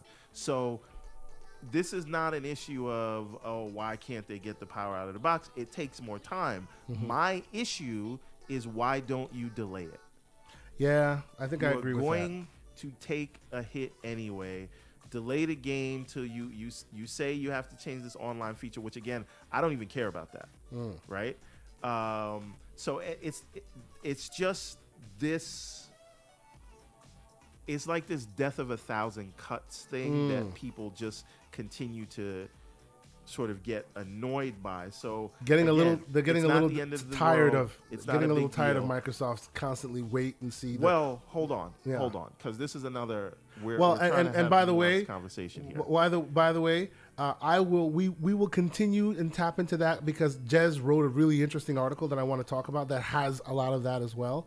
But if we can, I want to move to the Fox's just video let me say as this soon one as you're thing. done. Go ahead. I want to be very clear with my words, because these are very targeted words for why marketing is deciding that the game can't be pushed back for a couple of months or a month just so that they can get these things out. This is entirely marketing, right? You don't have to put the game out on May 2nd.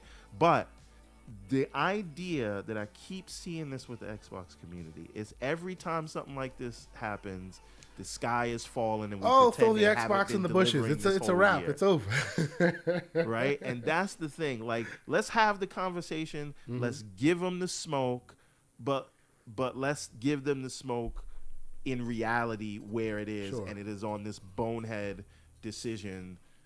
The promise they made a year ago, and the bonehead decision now, because they made that bonehead promise to not delay the game. Let's not pretend like Xbox hasn't been delivering since the beginning of the year, because last I checked, Hi-Fi Rush is better than any exclusive from the competition this year. Last I checked, every month Game Pass has delivered something. Last I checked, a lot of people are going to like Minecraft Legends. So I want to give him smoke, but I Get want off to your give them soapbox, smoke sir. for Get off your Redfall. soapbox. Okay, all right, that's it. Are you off the soapbox now? Because Yes, you're gonna get the chat all riled up. Good. I want them riled up. Fight me. I'm ready. We will double back on this one because Jez wrote a really interesting and I'll put it up here as well. We'll talk about the handheld stuff first, but we'll double back and talk about what Jez wrote later, because that speaks to a lot of the frustration that seemingly Xbox gamers are having. Some of them feel like they're second class citizens. That I heard. I'm like, really? That's kind of crazy and unfortunate. But okay. Let us quickly have this quick chat, because that's the reason why I wanted to have the Phawx on here in the first place, and I appreciate him for being here.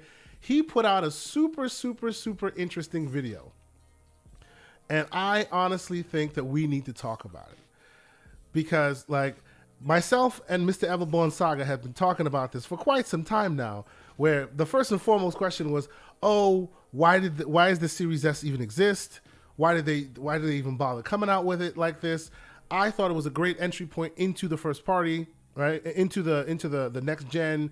You know, at that price point, it was all about the Switch, and you can't really say, you know, the Switch is a next gen console, but you can definitely keep the Series S in the conversation when we're talking next gen consoles. It even offers like light ray tracing in certain instances, right? So I saw its usefulness. Some folks didn't initially, but then of course it started selling pretty well.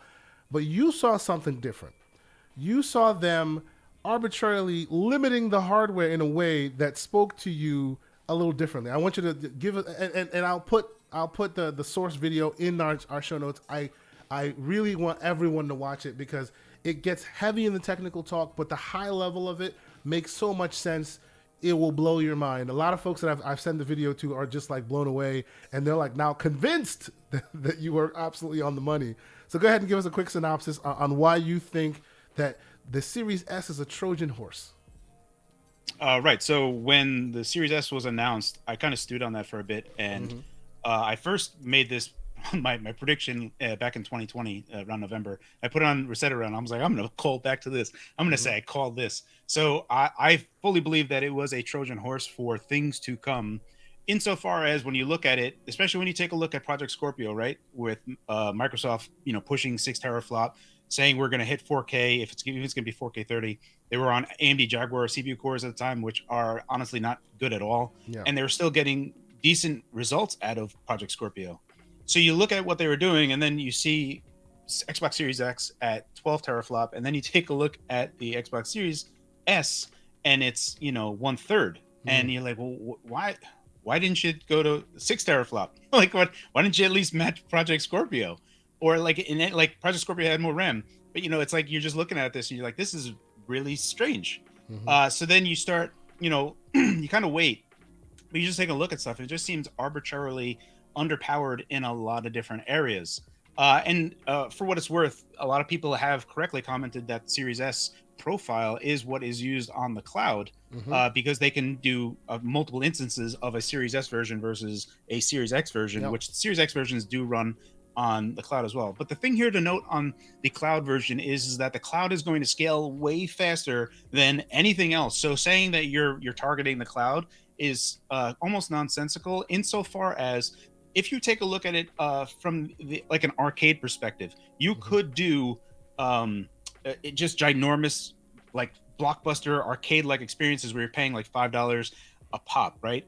In terms of graphical fidelity, because you could scale a Xbox server instance in the cloud way higher than you can do anything. And as newer stuff comes out there, you're going to hundreds of teraflops in terms of compute that you could tap into. Isn't that the dream that what do you call it, Stadia was trying to sell us initially? That was the same idea right there. Exponential scaling. So there's lots of areas there where it's very convenient, and the way that Microsoft does it when they tie it with Game Pass Ultimate makes the friction so small that I started using cloud streaming stuff only via Game Pass, just because when I play on a cloud version of a game and I make a save and I go back to my Xbox, the save exists right there. Yep. Absolutely. So the syncing of saves and how that is all frictionless is amazing. But to suggest that the Series S, even as like a stepping stone, it doesn't mean anything, because even just a few years down the line, you're going to be able to fit like 20 Series S instances inside of one of them. And that's fine, but even if you were to incrementally bump up the Series S just a bit more, you could still put multiple Series S instances into the cloud. Yeah. You're not. It's not like, oh, if you bumped it to 6 teraflop, you're not going to get 4 of them in there. You get 3, but the experience is going to be so much better on the Series S. And why wouldn't you? You have all the compute units there, and you're at such a low frequency. So why don't you just bump it up? And it's not like I can't do it, because you take a look at Sony. They, at the 11th hour, are just like, oh no, Series X is 12 teraflop. We're 9 teraflop. We're going to have to boost GPU clocks, and we're going to have to use liquid metal. At the 11th hour, they went to 2.23 gigahertz. Yeah. So to suggest that yields aren't going to be good when PlayStation 5 is outselling Xbox Series X, so they're pumping these things out and meeting 2.23 gigahertz just fine on those yields. Why can't Series S hit 2 gigahertz? Like you can't say one without saying it's not possible on the other. So why do you think they arbitrarily limited that stuff? So the thing that always, now I have to say that I had goggles on from looking at handhelds for so long and taking a look at very low power things. So I was already in the mindset that at the time Intel had their Tiger Lake, so 1195 G7 and 1165 G7, and these are 2 teraflop GPUs, and they ran 720p stuff very well. So this is at the time when I'm using 2 teraflop handhelds, and I see Series S is 4 teraflop, and I'm like, wow, if you just half that, you can do 720p real easy on a handheld. So it just, I mean, not to saying that teraflop is something that you could just arbitrarily say, oh, half that, definitely do 720, but it was just such a defining number that I was like, oh, if they could make something that is 4 teraflop there, it is an easier target for a handheld.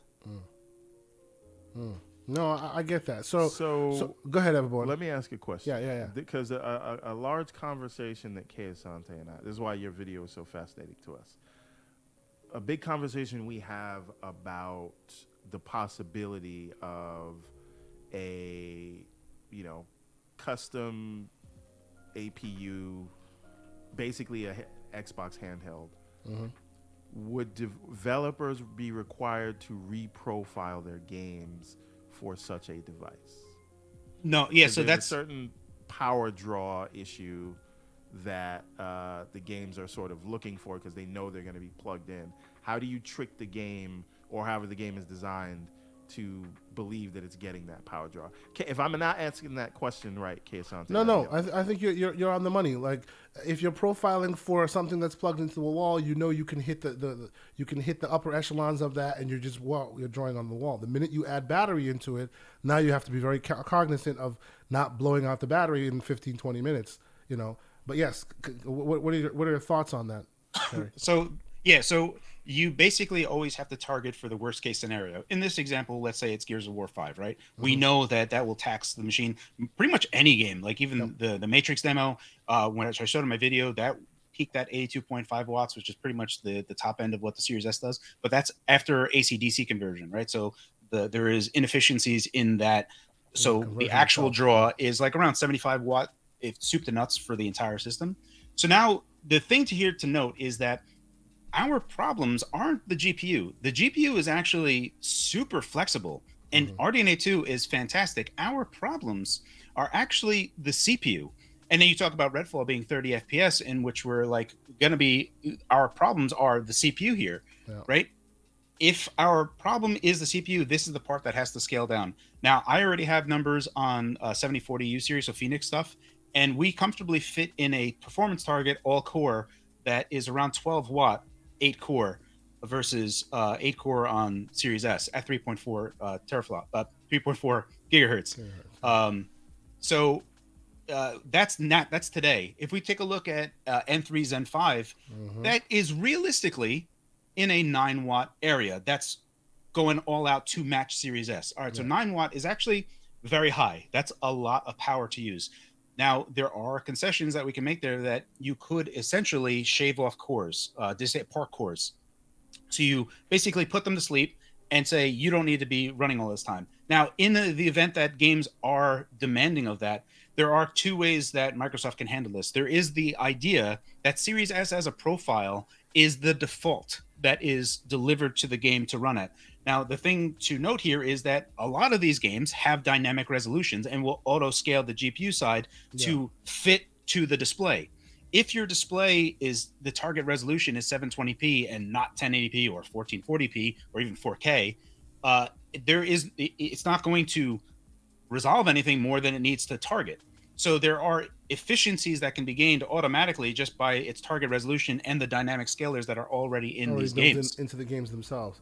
Yeah, added to the and adding to that the chip efficiencies of going to the lesser the more nanometers that's so that's why you okay. So if I understand that correctly, that's why you probably can't do it in the paradigm we are today, but you could do it as soon as they release the next revision. AMD releases the next revision, because then it would fit cleanly in what would be their next efficiencies as far as wattage per usage, right? Is that what we're talking about? Yeah. So if we were to look at this, right, let's just say for what it's worth that we have to hit 9 watt in CPU just to match the maximum clock frequency of the Series S, right? We're not going to do that all the time, but let's just say we have to do that all the time. Okay, that means that we have 9 watt on CPU. On the GPU end, now if we go to RDNA 3 Plus or RDNA 4 on N3, realistically speaking, especially if we're jotting down how much power in terms of compute, right? If we're lowering this end, we are looking at somewhere around 20 watt for CPU and GPU. This does not include Encore. Encore is where the memory controller lives, where video encode and decode lives. All of these take incremental amounts of power. Depending on what you're doing, will increase. Then you have to worry about the rest of system power. So this is the fan, the RAM, the SSD, the Wi-Fi. All of these take power as well. Sure. Now we have a benefit here. I actually tweeted about this a little bit ago because just to show as an example, and I'm going to make that as well because there's some stuff to talk about with regards to the GPU voltage on the Steam Deck. But there is an area where we're very TDP constrained when we try to lower system memory clocks. We can force memory into a low power mode. At this point, you get two benefits. Number one, when you put system memory into a low power mode, the rest of system power goes down significantly. You'll save 2 to 3 watts. And then on Encore, because the memory controller typically shares a clock domain with the system memory. So if you're going from, in this case, LPDDR5, if you're going from 800 megahertz down to 400 megahertz, you're forcing low power mode. The memory controller also goes down to this low power state, saving you some more resources there as well. So if you were to think of TDP of the package, right, just the package alone, what we're looking to gain here is that if you say, okay, let's say Microsoft is in a handheld state, is going to target 15 to 20 watt, which is high. That's high for a handheld, and they would have to back that up with a decently sized battery. We can talk more about that in a second. But if you were to get to this low power state by also increasing bit width, because the only thing that's really latency bound is CPUs, but you can make that whole situation better with different caches on the CPU, and Microsoft can do something on that end with their custom APU as well. But GPUs typically aren't very latency bound; they are bandwidth bound. And if you were to GPUs are almost inversely coordinated in regards to the CPU. Typically, in games, we care on CPUs for very single-threaded fast speeds because they want to get and execute very short commands quickly. Whereas on GPU, it's basically the difference. CPU is like being on an expressway with a Ferrari. That's the situation that you want to do. And for GPUs, you want like 16 lanes and all of them to be slow trucks. At the same time, So these are the paradigms that are different here, is that you don't really care about how fast these trucks move. You just want to have more lanes for these trucks to travel along. And as long as those trucks can deliver the assets and bandwidth to the GPU can do the work. So what you want to do here is arrange a situation where you can make memory low power enough that the rest of system power also goes down. And you could conceivably be in an area where a 15 or 20 watt TDP could be 20 to 25 watt total system power. And now you're in a situation where if you just do like 25% more than what the Steam Deck is right now, which is a 40 watt hour battery, if you go to a 50 watt hour battery, the weight increases a bit, but nothing crazy. Like I have batteries, I have handhelds that have 67 watt hour batteries, and now for me, I don't really care. And this is like a kilogram, almost 2 pounds. But you take a look at what even the Asus ROG Ally is doing. They have the same watt hour capacity, but also have less weight than what the Steam Deck is doing. So Microsoft has the chops to make a handheld that is factoring all of these things in to reduce weight, but also pack in as much batteries as you possibly can in there. So yeah, there is an area where even with our worst enemy being the battery, there is totally a situation where as a baseline, you just feed a game a Series S, it will run it. Now, there might be some corner cases where they don't run well. Yeah. But then you have Microsoft's smart delivery platform that could fix that. Yep. No, I hear you. And what do you think? And this will be the last point about this, specifically about this one, because I want to also ask your thoughts on you being right, because Microsoft, then of course we found out about their Skunkworks project, that they're actually testing that as well. But what do you think of thermal displacement, right? Because then all of a sudden we have heat, in such a small package, And yes, we're finding a lot of optimizations. We're in the handheld format. We're always sipping as much resources as we can. Like, how do you think that will be a nut that they crack? Because I have a feeling that as Microsoft does, they most likely have a prototype right now somewhere in their labs. But wouldn't the thermals be a question as we're getting into that realm? All right, so this is the GPD Win 4. Yeah, which looks exactly like a Vita, which I love. And this is a Steam Deck, so I mean, like, I could just put these. The Steam Deck runs at 15 watt TDP on its package, and that's what it cools. But it's also the way that it cools it. You have the fan up here, but its inlet is over here. It, Yeah. So the difference is that the GPD Win 4 it can run at 15 watt as well. But I've also tested this to run at 45 watt, and it hit that for 1 hour, no problems whatsoever. And a company of 30 people managed to do that on a smaller package than the Steam Deck is. So I don't think I have zero problems thinking that Microsoft could accomplish the same thing. You look at the Asus ROG Ally; it has 2 fans to make sure it handles this in a way that isn't very loud when it's in a dock state. Remember, we don't need to hit these wattages unless you're plugged in. But when you're plugged in, now you can upclock everything on the device itself. And now you're in a situation where the things that I'm mentioning, especially with N3 Zen 5 and RDNA 3 Plus or RDNA 4, you're going to be in a situation. Also, don't forget AMD finished their Xilinx buyout. So they've already mentioned their XNDNA inclusion, which I included in my video because not many people saw it on the AMD CS keynote. But Panos Panay, the chief product officer of Microsoft. Yeah. He mentioned flat out, he's like, this takes hundreds of milliwatts. And that like stuck out of my brain just because I'm always in that world. And I'm like, man, this is like taking tenths of a watt. That's nothing. So now you're looking at ML AI cores that could be added as a coprocessor. Which haven't been used at all on the Series X so far. Yes, absolutely. Yeah. So you now think of the 2-stage process that Microsoft comes out with, right? Like, so they have the Series S, but now you're going to have the Xbox Series H or P or whatever it's going to be called. And then you have their big boy Xbox Series X Plus or whatever, right?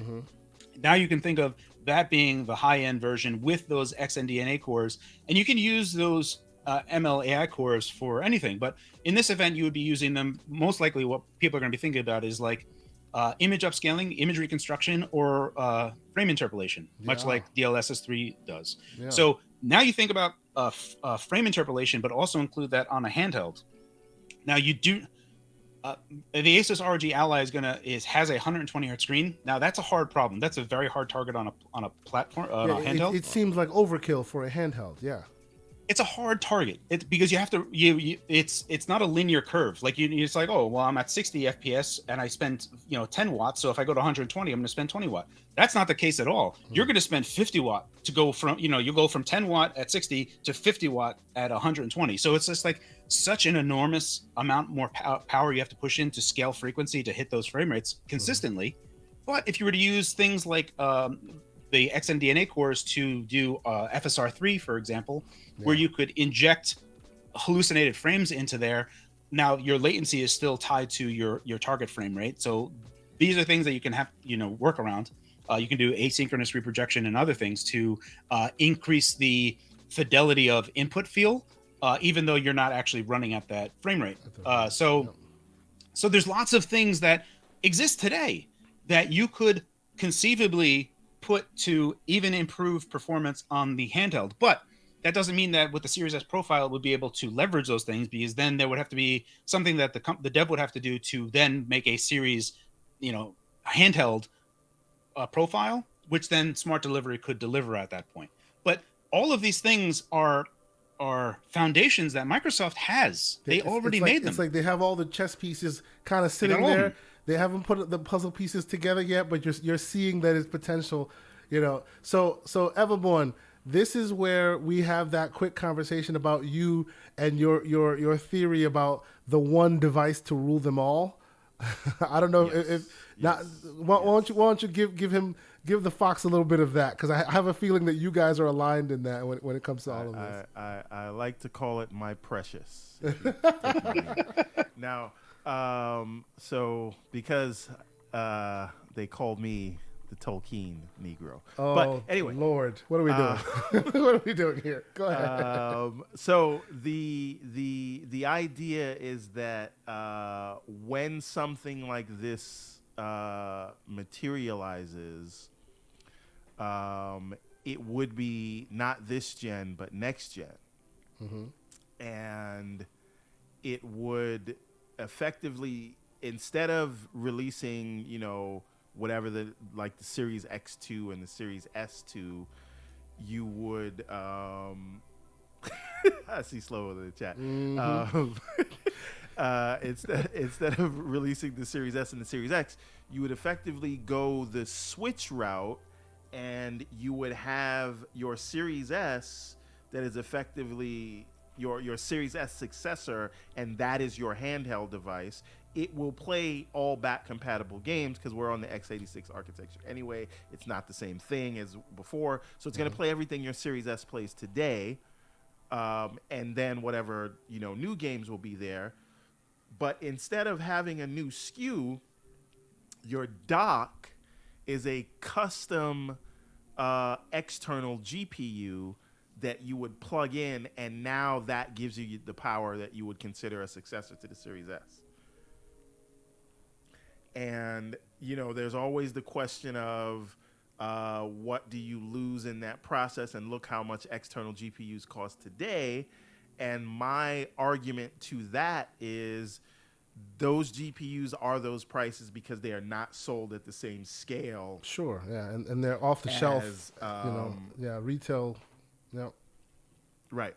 So I think Microsoft, the cost could come down on something like that. No. And that such a device, if we look at what it costs to build what's in the Series X today, right? Back in 2020 when it came out, you would have had to spend $1,500 to build a PC with similar specs in 2020. About a $1,500 right? PC, yeah. So, but it came out at $5 because, again, they have other ways to monetize it. Plus, they're producing it at scale. So, I mean, even today, like this would be, even today, the Series S CPU, the retail equivalent of the CPU of the Series S CPU, costs more than the whole Series S. Like today. Right. So. That being said, I don't think it would be as cost prohibitive as some think it would be, but I think them going the handheld first route, like native handheld, not sort of retrofitting a device. And again, I still believe the concept of the Series S being a Trojan horse, because the Xbox One X was a Trojan horse. That's how they trained. I believe that's how they trained for SFS, right? That's what they said. They looked at how textures were being used, and then they could whatever. Yep. So it could very well be that they're using the Series S to get to that next generation Xbox, which is a mobile first device, which has when you're home and it's docked, then it becomes a Series X, right? Then it becomes a super powerful thing. And to me, that speaks to everything that the company says they want to do. They say they're buying Activision because they need to play in mobile. The future is in mobile. They want it, and they're talking about this new store where they want to connect to 3 billion gamers. Now, that store is going to be on mobile devices. It is a game store. And we know that store will be multi-platform because it'll be on Android and iOS. But shouldn't the main place for that game store be on your own hero device where you can show off all those games? Obviously, you're going to need phones to get to those 3 billion gamers. But if you want to show it off and you have Activision content and you have that big mobile store, this is the way to do it. This is, you stand on your square, 10 toes down, mobile first device, and still give us the hardcores. So a big boy Steam, a big boy 4K Switch, basically. You come home, you dock it in. You know, you have the equivalent of far more resource overhead. Then you're playing that game like properly with all the graphic fidelity you'd want, and you take it with you, and it turns into a 720p profile device that then can be used with basically everything that Carrie has been saying right now, right? And Yes. and we're being cautious of your time. You're about out of time with us, unfortunately, Carrie. I can hang around for a little bit longer. Oh, awesome, All right, so awesome. since he can't, Yes. what you have on the screen now, I want to be clear with everyone. And Brad Sams talked about this. I realized this is the time as soon as I watched the video. It is amazing. I hope they do it. Yep. This is not an officially greenlit project at Microsoft. It was a This hackathon. The product of a hackathon. Yeah, Yes. yeah. And they do that sometimes, but you need to get buy-in. And the person said that Phil Spencer did try to get him in contact, because this is just a presentation. Yeah. Phil Spencer tried to get him in contact with some engineers, but none of those engineers were available at the time. At the time, They would need buy-in from more of the higher ups. So, Carrie, have you this is seen this something they actually? officially Like, wanna you saw this? What are your thoughts on that? Because, like, so I installed Tiny 11. I'm sure you're aware of that. I installed Tiny 11 on my deck. I use it through SD card. I've been trying to find a good front end. I've been playing with Play Night from time to time to try to get that console feel. And then I saw this and thought all my prayers had been answered, but of course they haven't been because it won't probably materialize. This kind of is a vindication of what you were saying. Am I wrong? Like this, they're already like playing in this space. They're trying to find a way of making Windows look well on the deck and any other GPD Win devices. The ROG Ally coming out, even though they'll probably have their own front end as well. But Windows like integrating this properly, kind of like how back in the day when they had their Media Center UI, the MCU. You know, the media. I loved that thing. You know. It seems like we're heading in that direction. What are your thoughts? Yeah.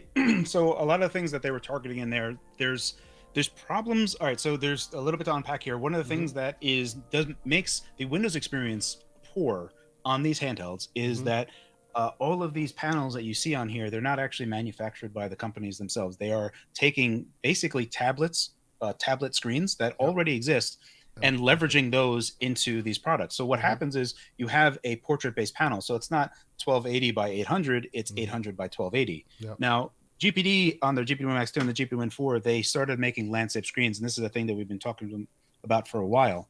There are multiple problems with this. Number one is because it's a portrait native display that you are rotating, the system is still aware, the operating system is still aware that it's a portrait native display. So you see in there, like one of the problems they had is when they bring up the virtual keyboard on Windows 11, it's still presenting as a portrait-based keyboard. So it's all truncated when it doesn't need to be. Yep. What's funny is from that hackathon, that's already fixed in later versions of Windows 11. So they are already fixing that on Steam Deck. You actually have a full keyboard now. Yeah. So there are some things that materialize out of that hackathon, even though it's not the full thing. Yeah. There's little fixes that did translate over.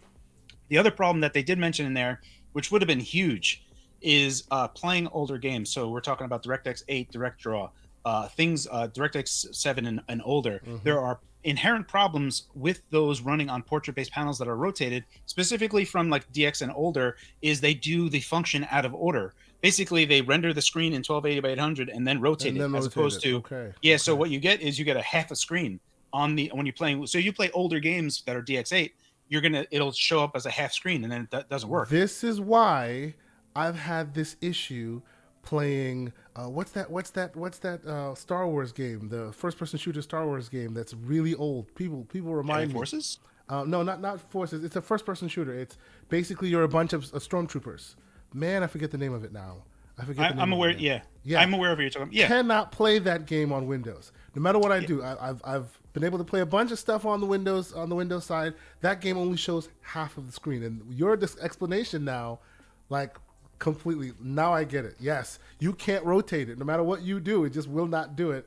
Because it just gets stuck on half of the screen, and the other half won't show at all.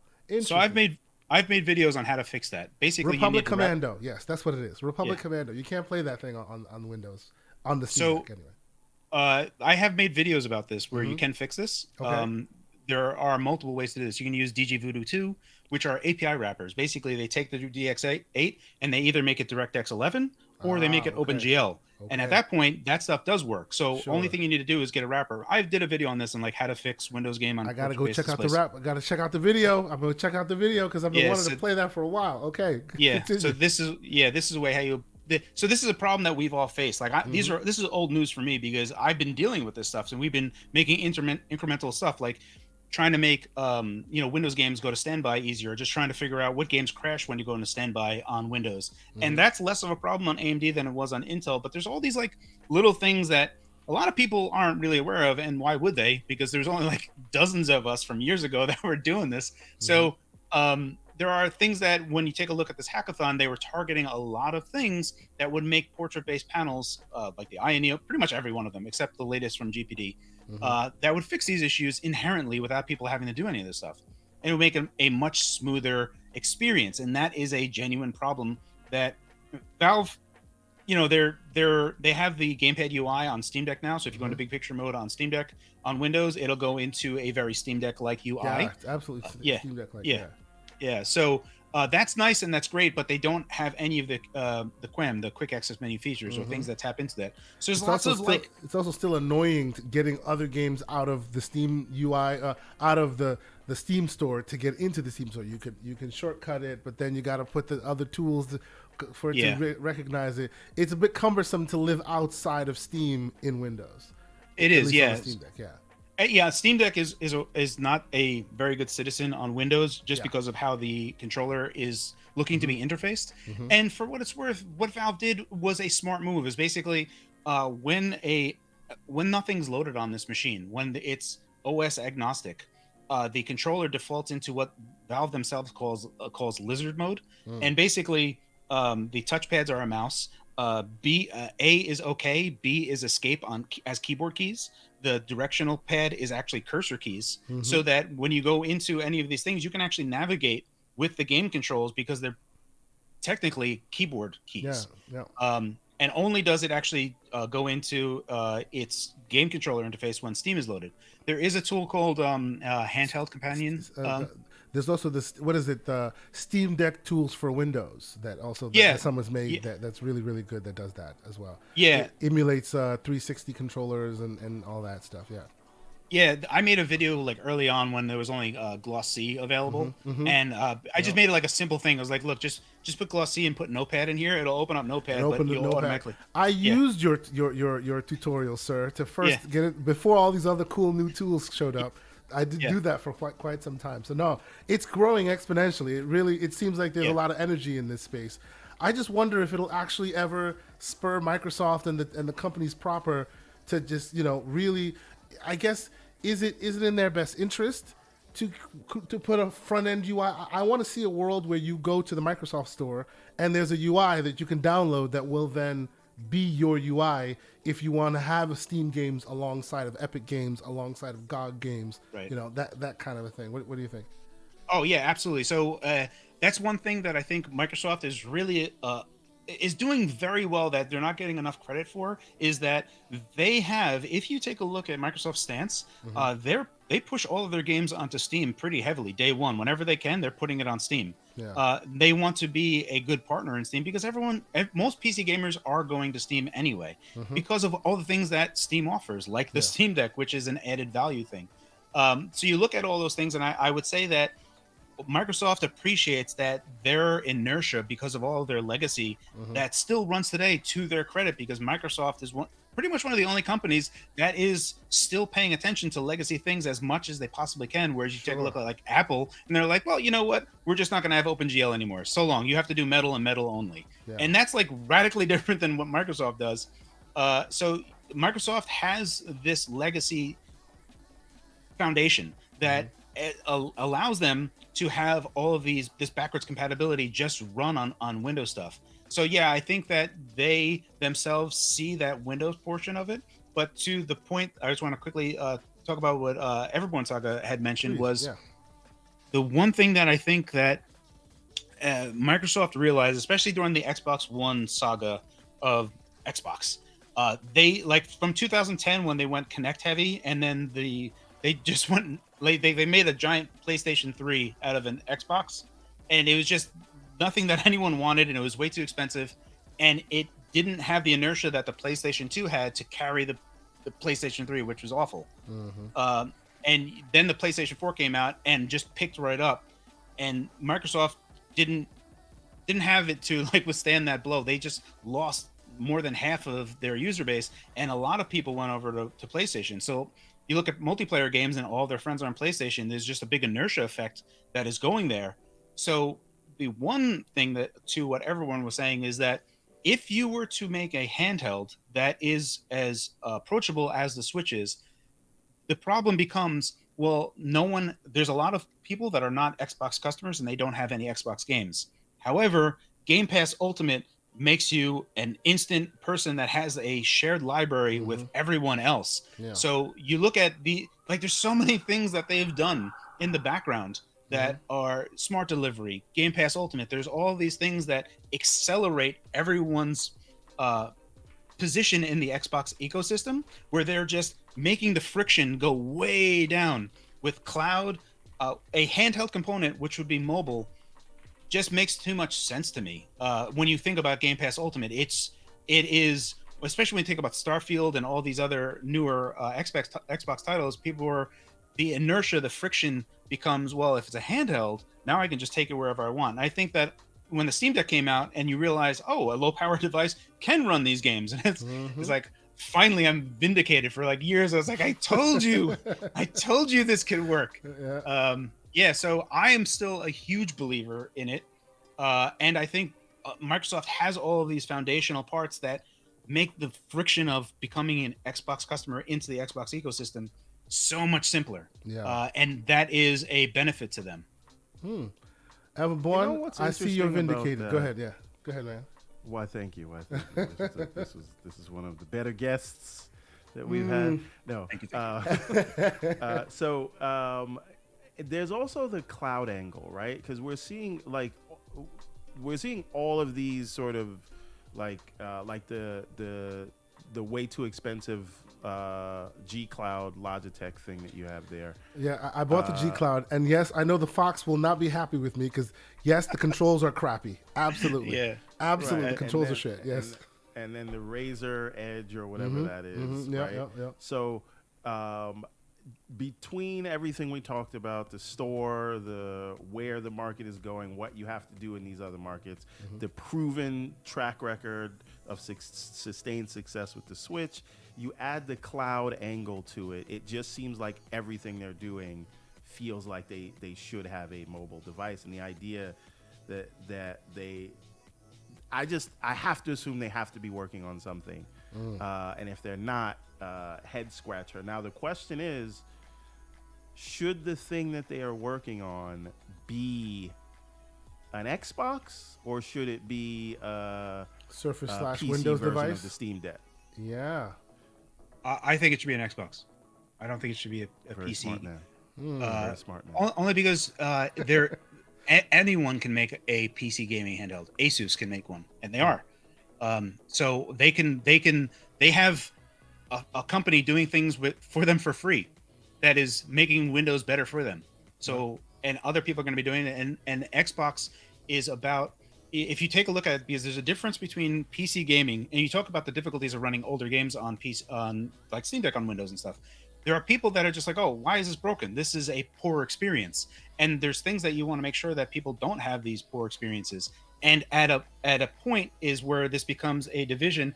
And one thing that Valve did correctly with SteamOS, and this is something that they've been working on for years with Proton, working on Vulkan, working on Gamescope, all of these things that they were building for years in the background before the Steam Deck even became a reality. They were doing this for 10 years. You take a look at Steam Machines, which was first debuted in 2010.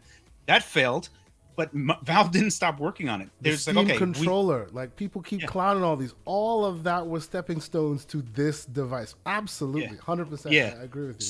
Yeah. So you look at all the things that they're doing, and the one thing that SteamOS does better than Windows does, and one thing that Valve does better, is it's a value-added service of being a Steam customer from the get-go, which is why, again, you look at, well, why don't you buy games on Epic Game Store? It's like, well, I could buy it on Steam and then play it on my Steam Deck, which would be way easier.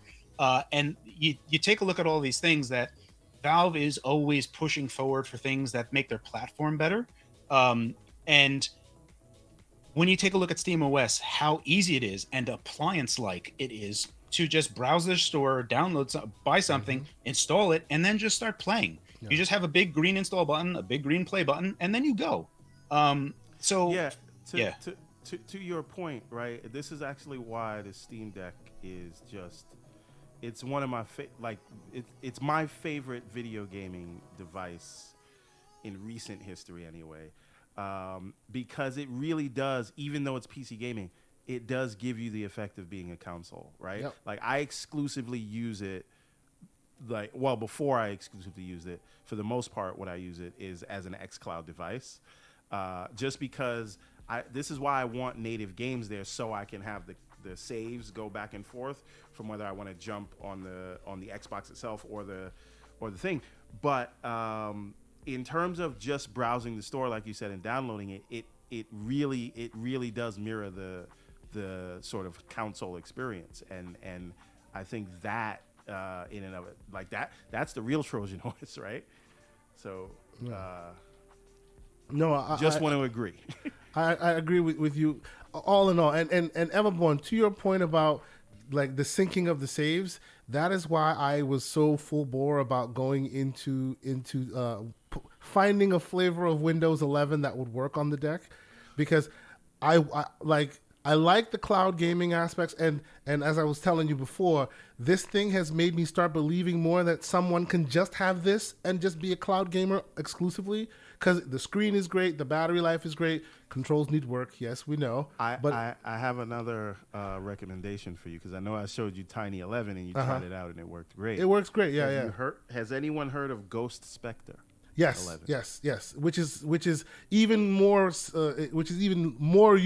less resource usage than Tiny 11 is, and it's still also a version of Windows 11, right? So it kills all resources and keeps it very streamlined.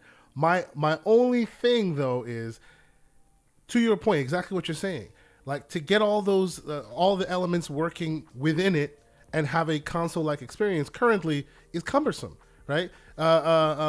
Play Night does a lot of the heavy lifting for you, but even in that world, you press the play button and then you see it open up the thing, you open up the store behind it before it shows you on the screen, and you have to configure it just right so that then it goes away and gives you that console-like experience. So I really hope that they're working on, the one UI front end for Windows, because they don't have to be specific to Steam Deck or specific to any one device. There are enough Windows devices, there are enough handheld x86 devices out there now where it would behoove of Microsoft to allow that. Maybe put a front end and then put your own store on the corner in addition to the other stores, right? To get more folks in on your platform. Before we, and you've given us so much of your time, we appreciate it, Carrie. Before we let you go, I do want to ask one more question, that one more piece of news that kind of relates to this, which is Sony's PlayStation Q Lite handheld thingy that I don't know where it fluctuates. Depends, and maybe you've heard more about it than we have. From what I hear, it seems like a very beautiful looking Wii U controller that can only be used at home, right? I was hoping that would be Android backed, kind of like the G Cloud is, which then gives you more options, but that may not be the case because that's not really Sony's MO. Like, I'm sure you saw this one coming. You read all the news about it as well. Is this something to get excited about for someone in your position, someone in the handheld space? Because it looks like that's where they're going as well. Oh, and I think you're muted. Yes, there you go. Apologies. No worries. So there's a few things that we have to talk about on this. we talk about cloud, and cloud is great, but it is not something that anyone actually gets excited about to any degree. I mean, you could almost hear the audible moans of everyone, like The chat goes, yeah, like, oh, there's a Sony handheld. Oh, never mind. Like, you know, it's like no one. Cloud is great, but it is not something that anyone. It is supplementary. It is not something that is first and foremost, and it is great as a supplemental thing. And there are an area. This is a type of handhelds that I always call. They're called, like, I call them console companions. Yeah. So this is like the Retroid Pocket 3 Plus. Yeah, I have this is something that the Retroid Pocket 2. Yeah. Yeah. So with the Retroid Pocket 3 Plus, this was, or even just the Retroid Pocket 3, this was like what I recommended people get over the Logitech G Cloud. It was like half the price and does what it needs to do to play cloud games. I would argue that the Logitech G Cloud's display is far superior, but you can still get the same experience for half the cost. Sure. Less than half the cost. Yeah. So there is an avenue where a console companion makes sense. It makes more sense on Game Pass Ultimate just because Microsoft, again, has all that foundation to sync saves and stuff. For PlayStation, if you're just connecting to your console or you're connecting to the cloud, I'm not aware of any nice way to share saves between those. Perhaps that works. I mean, most of the stuff that you look at PlayStation, when it's like, do your PlayStation 5 upgrade for PS4 games. First, you put in the PS4, then you go over there, step on your right foot, don't forget it. And it's like, you know, it's... Hey, for the record, it is the Phawx giving you slander this morning, not us. Just so you know. There you go. Go continue. Hi-yo. But the way that they do it is cumbersome from a console perspective, and they treat PS4 owners as secondary citizens to the, like, you have to be a PS5 owner first. Like, well, you want to play the PS4 version and upgrade it? Well, you're going to have to do 22 steps if you want it that way. Just pay us the $10 more, and you can get a first class ticket. It's not a good experience. And when I think about like the Q Lite, there's things to talk about. First, I don't think many people are excited about it. I think that there's some people that are going to be excited about it, and for them, it's great. If Sony does it in a premium way, perhaps with a self-emissive display like micro LED or OLED, that's also very nice. So there's things over there, but the name, and this is something I'm probably going to make another video about because there's other people that are talking to me about it. But the Q Lite, the Lite presupposes that there is a Q Prime. There's a proper coming. Yeah. Yeah, there's a Q. Yeah, so then you look at it. Okay, well, you take the same things that I've already said about a Trojan horse for the Series S to be a handheld, right? They're in the same field. They're doing the same thing. So, ostensibly speaking, Sony could make a device that is a handheld, specifically like what I was already talking about. The difference being is that because Sony is so large and all of the other developers have to come with by inertia, that Sony says, here's our software development kit for our handheld. It runs all the games that you've already done, but you're going to have to now make specific versions for this handheld. So you're going to have to take your code base and then tweak it for this system because we don't have the Series S profile like Microsoft did years ago and smart delivery. Like, we don't have all those things. So you're just going to have to do it because we're the biggest and get busy. So that there is that avenue. There is that total avenue where Sony could make a handheld using the same ideas that I'm already talking about and just have developers, port their games to this. Port it to it. Yeah, which would be far more cumbersome. Go ahead, everyone. But again, if you look at their market position, and not saying that Apple has anywhere near like a market presence in PCs, but what you just spoke about reminded me of when Apple said, guess what, developers, we're moving to ARM. Update all your applications. Absolutely. And they did it because they had to. Right? So Sony's position in the market may help have them a do lot that. of developers running to take Absolutely. advantage of that. And what would happen is it's the same game, right? You have to reprofile it, and in our store, we'll just say also works on mobile. Right? And they would have a lot more buy-in on something like that than, say, a Microsoft would. Yeah. There's just two different approaches to it. The one where Microsoft would do it was like, well, Series S profile that you've already been working on that we've been telling you to do already works on it. Just works. Whereas Sony is like, go get work, go get busy. So there's a different use case there in that Microsoft has a far easier landing zone to come in there. Like, they already have the runway. and the developers are going to have to make the runway for a Sony handheld. It's not to say that they can't do it. And yeah, when Apple said, jump, everyone jumped. Now, so yeah, you look at, the benefit here is that these developers who have already been optimizing on PlayStation because they are the biggest console space, and that's where most of the sales are going to be. So they're already pre-optimizing something that would benefit the handheld itself as well. So there is that angle that their code base is going to be forward compatible with the handheld, a supposed Cube Prime. There is that benefit that Sony has. Absolutely. That's so interesting. I hear a lot of folks in the chat whose minds are blown at the ideas that you have put in them, and they're like, oh, we need to subscribe to the Phawx. Yes, sir, you need to subscribe to the Phawx. The man knows what he's talking about. Before I let you go, final super chat of the day coming from the man, Mr. Joanna Dark, with a $5. Thank you so much, Mr. Joanna Dark. He's asking, question for the Phawx. Will we eventually see the AGPU that consumes less power and provide more performance to make these handheld dreams better? Yeah. So we have been rapidly approaching the end of silicon for years now. And this started around 2013, I want to say, when Intel first went to FinFET ahead of everyone else, when everyone was still planar. So the writing was on the wall back in 2012, where we were behind the eight ball and in regards to how far we can scale silicon down. And Intel was just like, they didn't miss a beat. They were just like, hey, you know what? We have these gates and we have this lake. Why don't we just make like a mountain and we'll just have a water channel into it? Like, that's genius. Let's get going. And they were ahead of the market for years. And you take a look at how long we were at 28 nanometer for years, and not until FinFET came to everyone else in like 2016, 2017, and then with Ryzen with their chiplet design, you start to see the angle that this is going to a place where they are targeting a method with chiplet design that you can make smaller chips, then glue them together with an interposer like Infinity Fabric, where you can get better yields, get better performance, and get it down to a smaller process, and at the same time use different processes for different things. Like the memory controller can be on 5 nanometer, but the chips can be on 4 nanometer. So you see these different variances that it may be slightly cheaper and it doesn't really need to go to 4 nanometer, so why would you do it there? Now you can really mix and match stuff. The point of this is that we are rapidly approaching the end of this. The good news is that there was a big boost in lithography that just came out previously with EUV machines that are pretty recent in the industry. Intel got left holding the bag because they were just doing nothing.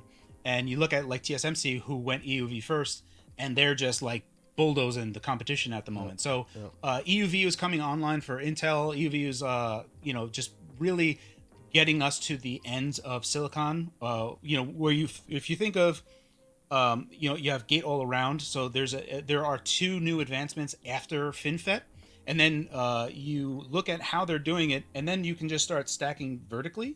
So right now, you had planar chips, and then you had FinFET, and then you have gate all around. So there are newer technologies that are going to take transistor count even higher, even though we are approaching the end of silicon. The problem becomes that we have to start thinking about, like, I really feel bad for these engineers, because then you have to start thinking about, if you were to vertically stack a chip, right, where it's been flat, we have a heat sink on top of that to wick away all of that heat.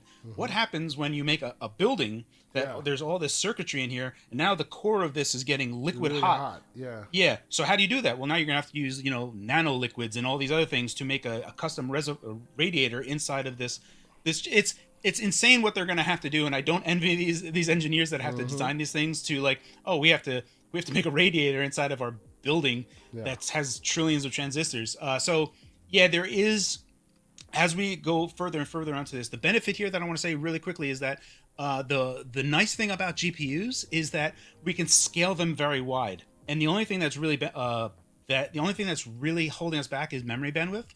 And this is a thing that I touch base in my video, is that even though the PlayStation 5 technically and does have less GPU compute performance, it uses more power than the Xbox Series X does. And that's all because of the frequency curve. By pushing more frequency into it at less CU, they're getting less performance and spending more power doing it. So The problem is it's really about the cost of making the chips and how wide you're going to make those chips. But yeah, we still have a lot of runway ahead of us, and there is an area where you're going to be potentially looking at somewhere like an Xbox Series X running in a handheld in a few years in the future. That's consuming around 20 watts or 30 watts or so. But then, I think we're going to really have to leverage a lot of things like FSR, image reconstruction, image interpolation, frame interpolation to get bigger resolutions and the better frame rate without spending all that power. So ML and AI types of coprocessors to do all that stuff in the background that is taking less power is another avenue that a lot of people are working on. So there are way more avenues that we have available to us to increase frame rate and image quality without spending tons and tons of power. And there are lots of techniques like asynchronous reprojection to make the feel of a game feel better, even though you're not actually going at that frame rate. Lots of tech behind the scenes so that we can run on a battery. Yeah, the future is bright for us. We still have a lot of runway left. It's going to be awesome. Can't wait to see you there. Absolutely, sir. Mr. Everborn Saga, any last words before we let Carrie go? We've taken up way more of your time than we expected to. Sorry about that. Yeah, man. The holy grail is that they just figured out nuclear fusion. So maybe one day they'll be able to shrink it down into just in a handheld. Yeah, nuclear powered handhelds. That's all we need. Then we don't have battery problems at all. Then we just have a heat problem. Only a heat problem. Yeah, he says it like it's no big deal. It's sensationally easier. Like, I mean, it's far easier, even with warm water cooled. That's an interesting. Maybe we can use our handhelds to heat our homes. Yeah, all comes full circle. Stop it. Okay, so we will let you go. We've taken up so much of your time. We thank you so much for being here. Please tell the fine people where they can find you. What other videos you have coming up this week? Because we're definitely going to be subscribing. We're going to be watching. Thanks so much. So you can find me. I am the Phawx on YouTube. The new videos that I'm going to have planning, I'm going to be talking about a Sony Q Prime and talking about basically the same things that we already talked about now. And it's really just high concept. I'm going to be talking about I'm going to start having a new series called Retro Storytime. The first video that I have planned is I got a Virtual Boy from Blockbuster way back in the day. And when the Virtual Boy got discontinued, Blockbuster just sold it because they were like, well, this has no future. Yeah. And I found one for like $30. So I'm just going to have like a little retro story time talking about how I got my Virtual Boy, how I repaired it. And those are right now the only videos that I have planned at the current moment. Okay. I see the Power Glove behind you, sir. I'm envious. I'm absolutely envious. No, this is great. I thank you so much for being here. Remember the movie that had the Power Glove in it? Oh, yeah. The Wizard. The Wizard. Yeah, the Wizard. Yes. Yes, absolutely. Everyone, I urge you to go and check out some of the stuff he's done in the past, some more stuff. Like it really just like crystallizes a lot of the interesting ideas that we've been batting around here on this show and many other parts of the community. More folks will be checking out his stuff, and I think more folks are. He's got like 70,000 some odd subscribers, and I'm sure that you have a lot more now with the folks checking it out here. So thank you so much for joining us, and we hope you have a good rest of your day. Hopefully we can have you on another time when we can talk more tech. This is awesome. Thank you so much for being here. For sure. Thank you so much for having me. All Take care. Thank you. Bye-bye. So there we have it. That was the Phawx, ladies and gentlemen. What did you think, Everborn? I think that the man, his brain oozes with this amazing technology and all this vision of this stuff. It's awesome to have him on. We definitely should definitely have him back on the show again. Absolutely. Yeah, man. When the inevitable announcement comes. When the inevitable announcement comes. Absolutely. But okay, so I saved the last bit of juicy topics, one or two more, for us to talk about before we end the show proper. And one of them will double us back to some of the gloom and doom that have been talked about on this show, on these Twitter streets. As we call it. The crying, yes. And shout out to him, fan of the show and friend of the show, Jez Cordon, put out this amazing article where I think, while I may not subscribe to it's gloom and doom and terrible and all of this, I think he crystallized his thoughts and the thoughts of the gaming community at large with this article, where basically the title is On Xbox, Caveats and Mismanagement Expectations. Did you get a chance to read this article, by the way? I sent it to did you. read the article. Okay. So yes, that is true. They have issues with that. A lot of the problems they face are unforced errors. Yeah. They are also dealing with a double standard in terms of perception of everything. But let's be fair. Let's be fair. This is from Windows Central Gaming. You would presume that Jez specifically. About this article. Exactly. About. Yeah. I'm not saying that Jez is doing that. Sure. What I am saying is that the way the perception of every thing that happens, there's this microscope, but that microscope is on them because you have to give your audience, you have to give your loyal fans, you have to give them some W's that they can fall back on when things don't go your way. And the fact is, it's been so long that they've had unequivocal W's. Sure. Right? Yeah. And this article kind of speaks to that. Yeah. Right. Once you've had some W's in the bank, if you hear a game is either delayed or it's not delayed, but it's not going to have the performance mode when it comes out, guess what? You get on your square and you say, so what? They got it. I trust you that time. But if so many things happen in terms of the conversation and perception of things, at a certain point, people's balls of steel, they begin to shrivel. Pause. Wow. Okay. It's the latter half of the show. So sure. He's so angling for that Manscaped article, Manscaped ad. Exactly, I see. Okay, exactly. Go ahead. Keep going. But I do think we get these think pieces. Let's put it this way. The assumption of Xbox's death has been greatly exaggerated, right? And has been greatly hypothesized for many months and years now. And we keep saying it every time as though we want to. It's almost like some people want to speak it into existence. Everything means something, but it's hard to talk about these things in context with all of the nuance it deserves, because again, you don't have the unequivocal W's to fall back on. And so see, and to your point, Everborn, like when it comes to Redfall specifically, and I know people wanted to talk more about Redfall, when it comes to Redfall specifically, as much slack as I kind of want to give them, because there's context there that matters, why would you then release it? It seems they prioritized fidelity over performance. Why would you release the Series X at 1440p 30? When everyone knows you could just go to 1080p and then hit that 60. Why would you want to insist on 4K native when you have FSR and all these other rendering techniques that you have already used? Because you didn't design your game to take advantage of that in the first place. And so it becomes black eyes on you. So even the third part, even the those among us who don't spend that much time digging through the speeds and feeds see what you're doing and go, come on, guys. You know, like, what are we doing here? Right? So I see someone in the chat saying they say they listen to the fans, but they don't do, when the fans say something, they ignore it. That's not true. That's flat out not true. Right? So the reason Redfall is coming out is because they made a promise that these games would come out in the next 12 months, and they did. Yeah, they're actually doing it to a fault right now. Actually, they clearly could push the date, but because they made that promise, they're making this decision, and I think that that's the wrong move. But you know, they don't pay me, right? So,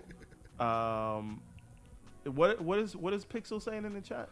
The dumbest thing is they were purchased while the game was in development. Yes. Never adjusted the game to use. Yes. Well, but we don't know that. We don't know. And to be fair, right? and to be fair on that point, while I completely agree with that, that's a talking point that I've said on a few occasions. But if depending on how far in development they are, you can't double back and make those important decisions again, short of scrapping the projects and starting from scratch. So they may have to patch it after it's said and done, which will take some time. But that is why, that specific reason is why I say cut Redfall, cut Avowed, cut Starfield, all some slack, because they were initially incubated as third-party games. meaning all the mesh shaders, because mesh shaders can't be bolted on. Mesh shaders have to be added on. I'm not cutting. But they didn't start Avowed as an Xbox studio. Yes, but it doesn't matter. It does matter. They were acquired in 2018. Yes, and you had Avowed, enough time to integrate that stuff. But listen, like specifically, and obviously this gets into the deep waters, and we can talk about all that, right? FSR is another conversation, right? These caveats are why you can't always just stand with them, because there are things they could do. But specifically about mesh shaders, because we all know mesh shaders are the idea, and for those who don't know, the idea that it takes far less resources to hit the same theoretical heights that you want to hit with mesh shaders, right? But in order to have that implemented, and I'm using the lowest common denominator console-wise, that would be the Series S. In order for that to happen, you have to build it from scratch doing that. You can't add it on later. Like, all assets have to be built with mesh shaders in mind. Absolutely fantastic. So you can't expect, but you can't expect that to do it. But Avowed, you can say that I can't. No, but I am expecting. But we know that Avowed was actually in production when Xbox saw them, and that's why they got excited. And I'm here to tell you right now, we don't care. But see, this is the point. Like, Avowed does not get a pass.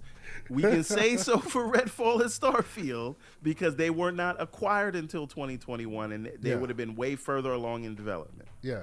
You have had enough time with Avowed, because it's not coming out till 2024. That's 6 years from you were acquired. You could rework some things from the ground up. I'm sorry. There's no.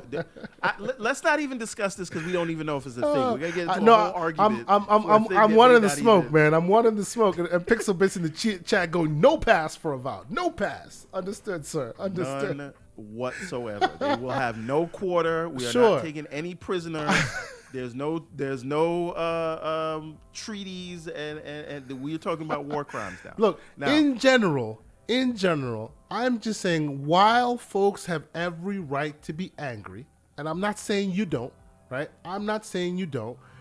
What I will say is, you need to understand that once you're further down the line, there are certain things that you could have used that you didn't start off with because you were third party, that you can't double back and go just patch in, right? So because of that, the smoke here needs to be, as you said, Everborn, needs to be with the marketing folks, needs to be with Microsoft proper for not being forthcoming with all this information, because the sentiment that I dislike, that I'm hearing in the community a lot of is, oh, well, you're first party, so there's no excuse. They were first party 5 minutes ago. This thing has been in development far longer. Not the case for Obsidian. I just want to point that out. Sure. Avowed is a different conversation. I'm talking specifically about Redfall, right? They spent more time in this game building it as multiplat than they did as a primary Xbox studio. Because if they did build it as an Xbox studio, there'd be tools that they would leverage that would then offset the need for all this resource constraints,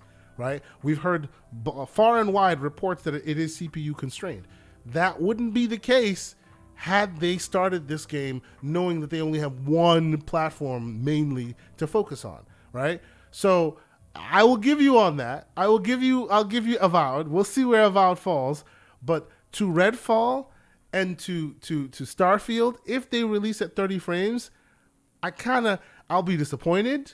Don't get me wrong, but I kind of understand. Well, okay, see, and this is the problem with Xbox. This is the problem with Xbox, real quick. The reason why I can't just full-throated pause and come and defend them is, specifically with Redfall here, why didn't y'all just put it to 1080p on Series S? Why didn't y'all just put it to 1440p on Series X and then use FSR, which takes 2 weeks, we've heard, 2 weeks to implement. You could and you can and could have done that. Look, the whole 2 weeks thing, that's a very specific case. It's a month, 6 months. It doesn't matter. We don't know how long it takes. That's not the point. That is an important thing you can leverage here. It wouldn't break the game to realize that, oh, we can't do 60 frames right now, so let's give them the frames and then we'll give them resolution later. Instead, they went, let's give them the resolution now and we'll give them the frames later. It counteracts their own narrative is the problem. So the thing is, I will not, because I have not seen the development environment. I don't know what they're doing, so I will not speak to how easy it is to do anything. Yeah. But none of whatever it is they have to do, that doesn't preclude them from delaying the game. Yeah. There is Absolutely. still time. Delay the game, and Yeah, it I'm could be advocating for another delay the game reason- too. Yeah. It could be another reason that they don't want to delay it is because it is not coming out. The performance mode isn't coming anytime soon. Hey, remember Warhammer Dark Tide? But 40K? Warhammer Dark Tide is I know it's not first party. It's not first I party. understand that. It's Okay. by a different Do you- team, different would conversation. You like me to point to Halo about promises of things that were supposed to come right after? You see, this is why you can't defend Xbox, because there's always a caveat. Like, this is the No, but what I'm saying is because I want to we be the don't one know- defending Xbox. You see, but I can't. We It's don't. hard. I'm just saying we don't know when the mode is coming. True. And that is a problem. And I think if they're not going to delay the game because maybe it's further out, they should say we are targeting to have it done within this time. Like, you'll get it before the end of the summer. Something. Tell people when the 60 FPS mode is coming. Because again, you're telling this to people that have the option to play Jedi Survivor and Zelda and Final Fantasy and Diablo. All right, so right? I put They're another going to have to make another a poll in the conscious chat real quick. decision I to put another play poll. Redfall instead of those games. So let them know. Yeah. No, I hear you, bro. I hear you. Like, let me the poll in the chat right now. Redfall, should they delay it? Yes, no, or throw your Xbox away? Let's hear what the consumers have to say. But no, back on topic on this generally about this article, right? It seems that it's death by 1,000 cuts for Xbox gamers. Right, and shout out to Infinite Number. I'm not sure if he's still in here. And shout out to Risky for the Biscuit. They had a great show yesterday where they're basically saying that to them it looks like Xbox is treating consoles as second-class citizens now, where they'll go on PC and they'll say, "Well, why don't you play it on PC?" Because and I will not be angry. I won't deny that how they're feeling right now. Because as Slow-Mo was saying in the chat, you know, it's been 60 frames like plastered everywhere. Even in the store, it said it's going to be 60 frames. Every piece of media they showed you was running at 60 frames. And of course, the wink, wink, nudge, nudge, like slimy excuse they can use is, well, you know, we're like Netflix. We're a platform everywhere. And on PC, you can play it at 60 frames. So, you know, but maybe, just maybe, is it time to start insisting that Microsoft do what Sony has been doing, which is every time they show any footage, plaster it at the bottom of the screen. This is Series S footage. This is Series X footage. Yeah, this is PC footage. but the problem is Sony has lied about that a lot, and they'll show you a PS5 dev kit that has way more specs, and it'll look way better when they show it. Sure. Sony also does not have a PC. They don't like dual launch on PC and PlayStation. Yeah. So it's a different conversation. See, that's why they can get away with that, right? That's why Xbox can get away with that. You show the game in the best light. And that's what they did.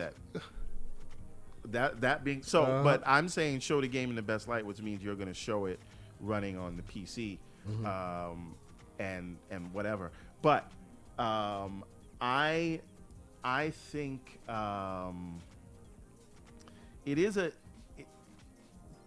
it's a difficult conversation to put in their perspective, because I'm trying to have a targeted conversation, but then, like you said, there's always these caveats, bro. These other and Dorian Gray in the chat being messy.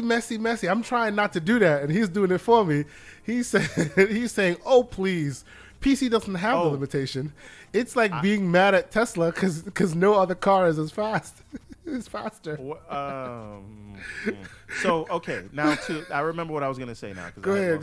Yeah. So, and by the way, shout out to Hargeet for being in here. Live Supremacy, all these folks are in here still. One Bad Mother's in here. Thank you guys so much for pulling up. Continue, man. I'm sorry. To the point that Umbra made, it does really feel like not only it sucks that Microsoft's all doing it, but like throughout this last year, when you consider this whole ABK thing and all this other stuff, it really does feel like the Xbox is the redheaded stepchild. Oh no! Right? It is. No. Like think about it. Right? We just have to watch a year of Microsoft talking to regulators, trying to explain to them that don't worry, we don't give a crap about our Xbox gamers. We want to make sure that these games are every place else, but Xbox, right? And then you hear about these games that are coming out on PC, and they're like, well, don't worry, the PC version will have all the features, and the PC version will come out first. But and we'll get to the Xbox version when we get to why it. that is. They're not having to profile so much for the PC version. Yeah, they just rely on you and your overhead. I understand. But as the Xbox customer, sure, yes, to listen to Microsoft bend over backwards to tell all these people in the press, we don't care about Xbox, right? And then you can say, well, they're just saying that because they need to get the deal to go through. But then, like, we're going to release games on PC first. We want you to play everywhere and everything. And maybe this is all one big game of 4D chess to produce the to convince the regulators to let them get Activision. And then as soon as the deal closes, they're going to say, gotcha, B. I almost cursed. But right now, it just feels like the console is their last priority. Yeah. Right? Yeah. And that's not a nice feeling. You know what I'm saying? So let's see. Not a nice feeling as a customer. We have Roshan in the chat. Thank you for being here. He says, I'm upset that Bethesda's old games are on PlayStation Plus. Let's talk about that. I saw that Again, too. Like, that's a whole bunch also of part of convincing regulators. See, we're not pulling anything. I get it. Yes. But while we are in fog of war, yeah.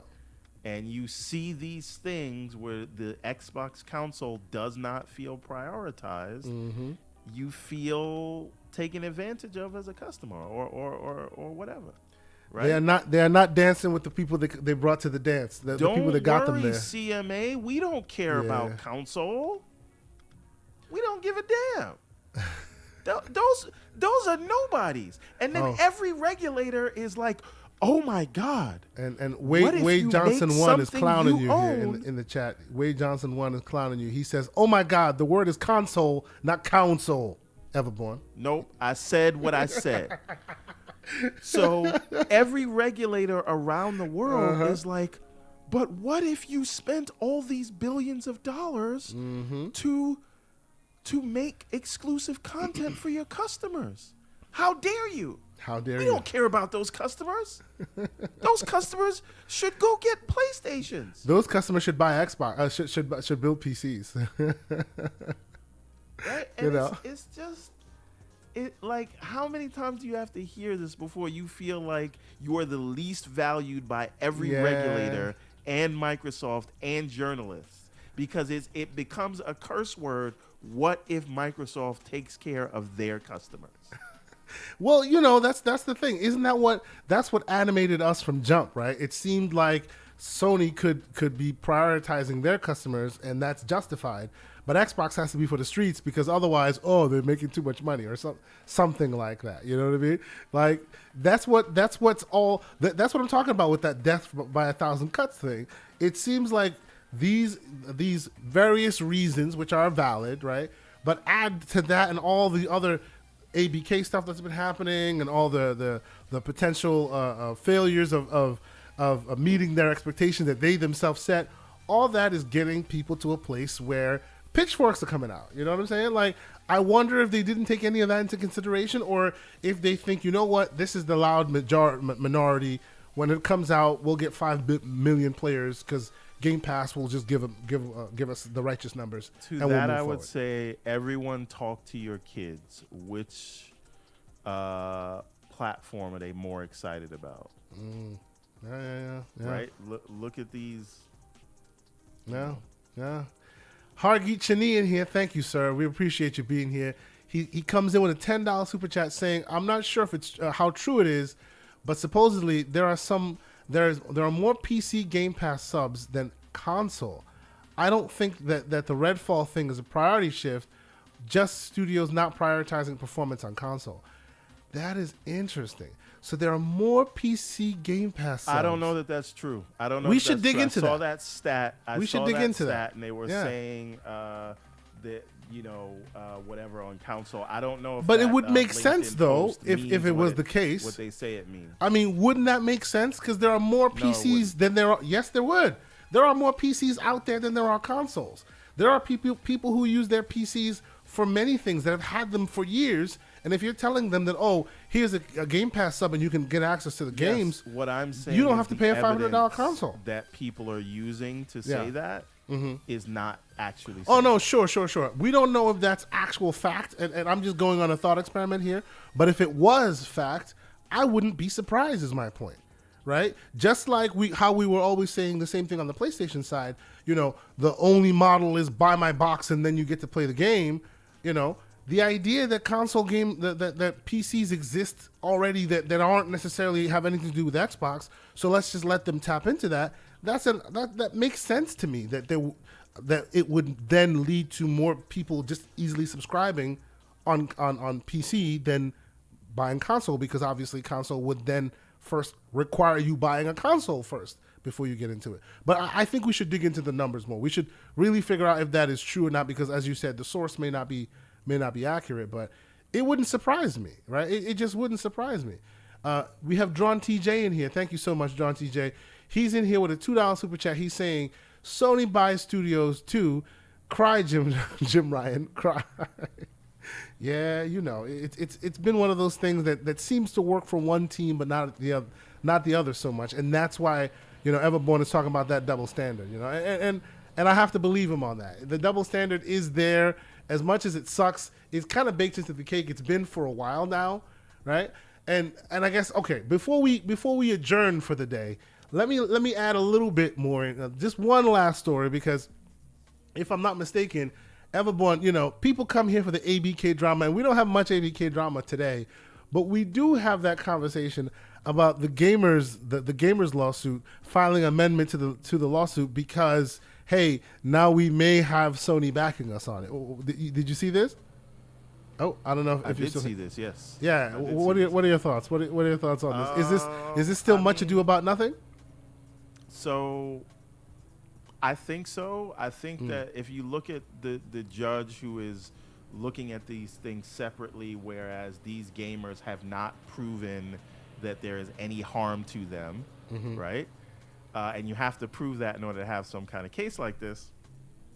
And then separately, there's a separate hearing for will you be able to post bond, because you are trying to hold up this process and you could cost the company billions of dollars. So do you have this money to put up to make Microsoft whole while we adjudicate this thing in case it doesn't go in your favor? And we know that these gamers don't have that. And then in comes Sony's lawyers making an appearance. In comes Super Sony to save the day. To suggest that maybe potentially Sony will put up this money in bond. We don't know if they will, but they have showed up. And now Beth Wilkinson, who is running the FTC case, she now has put in an appearance there. So this could get interesting because the reason it was thrown out the first time is because they had really no details, and now they have a little bit more details, which were provided to them by Sony, which again is hilarious. And hey, you can't translate them Chinese documents, but you can really help these gamers out. Good job there, Sony. But here's the thing, right? Which is like, they are really gonna fight this thing to the end, and I don't know if. I mean, we'll see what happens, but every regulator that has looked at all the same evidence has found that Sony does not have a leg to stand on. So will adopting Sony's arguments here, which seems like it's been written by Sony, or at least helped by Sony. Will adopting those same arguments here be any better? And at what point does Sony say, no one's listening to us, let's cut out the nonsense? I don't know, but I still don't know how they are going to be able to prove that this case should even go forward when the FTC case is already ongoing. I don't know. We'll see. But it just feels like they're going out sad. I don't know. It feels like they're doing too much at this point. It feels like they're just doing too much. It's over already. Just save some face and move forward, right? Like, show us your showcase coming up. Tell us there's nothing to see here. Show us another E3 of dreams, and just keep moving forward instead of all of the wah, wah, wah, wah, wah. You know what I mean? Here we go. And of course, Drawn TJ with another $5 super chat saying, I still support you guys. If you're wondering why I'm not in the chat, it's because I sleep on the weekend and you guys start at 7 his time. Always watch you on demand. Oh, we appreciate you, brother. Thank you so much. Whenever you get here. Oh, yeah, we absolutely. you, absolutely. Thank you for the absolutely. We see you in the gaming streets there, Drawn TJ. We see you. So we appreciate you either watching live or on demand. And that goes for anybody. You know, we see all our numbers going up, people interacting with us. It's always absolutely great. So thank you so much. And you don't even need the super chat, but we appreciate that as well, because that's helping us, tweak it and getting things done wonderfully. And I called him out a little earlier, and he's in here now. Thank you. It is Brisket from the Biscuit. He says, it's late, bro. Jeez. Thank you, Brisket, for being here. You had a great show yesterday. I was watching it. Very cool. Very cool. Appreciate you being here and showing up some support. Last story before we go, because I just had to drop it in here. We are Halo people. We are Halo people. We always have been. We always have these Halo conversations. But I want to talk about the fact that after all this time, the franchise director, Frank Ocannor, is possibly leaving Microsoft. Did you hear this news, sir? And what are your thoughts? Via LinkedIn, it shows that he left in March and he's at a new place. What are your thoughts, sir? He's a creative director. I mean, judging by the accusations of the past, get him out of there. Why did he outlast all these other people? This is the person that is allegedly responsible for the Bonobo fiasco, right? Yep. And a bunch of other eyewitness accounts. So the question is, why did it take this long? How does he outlast Joe Staten? Yeah. Right? How does he outlast the Halo narrative team? He outlasted Master Chief, by all accounts. I mean, come on. So, they mothballed Master Chief before they mothballed him. What's going on here? What's going on? Unless, like, he knows where some bodies are buried or something. Yeah, I mean, like, what, like, Staten's leaving, and then we hear he's leaving at the same time. Yeah. Staten was there from the beginning. He was there from the beginning. Yep. I'm not putting this out there, but could cover have been provided? Oh boy. So you're saying that we I'm not saying anything. I'm not saying anything. I'm just saying. I'm not saying anything. I'm just saying. Okay. All I'm saying is the timing is interesting. All right. That's all I want to leave. And I know everybody loves Joe Staten, and they think, oh, Halo's over because Joe Staten's gone. You're just saying. I hear you. I'm just saying. That's it. That's all I want to say. I'm taking off the tinfoil hat. I appreciate that, sir. Let me close out this poll here, and I asked you guys, Redfall, are you planning on buying it? Are you planning on buying it? Do you think it should be delayed? And it looks like, by and large, the community says yes, it should definitely be delayed. I tend to agree. I think it should have been delayed even if it had a 60 FPS mode, because you put it in a bad slot. Yeah. Put it in July where it could breathe. Nope. 65% say yes, it should be delayed. 28% say no, it shouldn't be delayed. And 6% say throw your Xbox away. All right. There you go. There you go. All right. So I'm one of those people that haven't played since 2021. What do you mean? You played Hi-Fi Rush. What are you talking about? No. He said Halo. Halo. Yeah.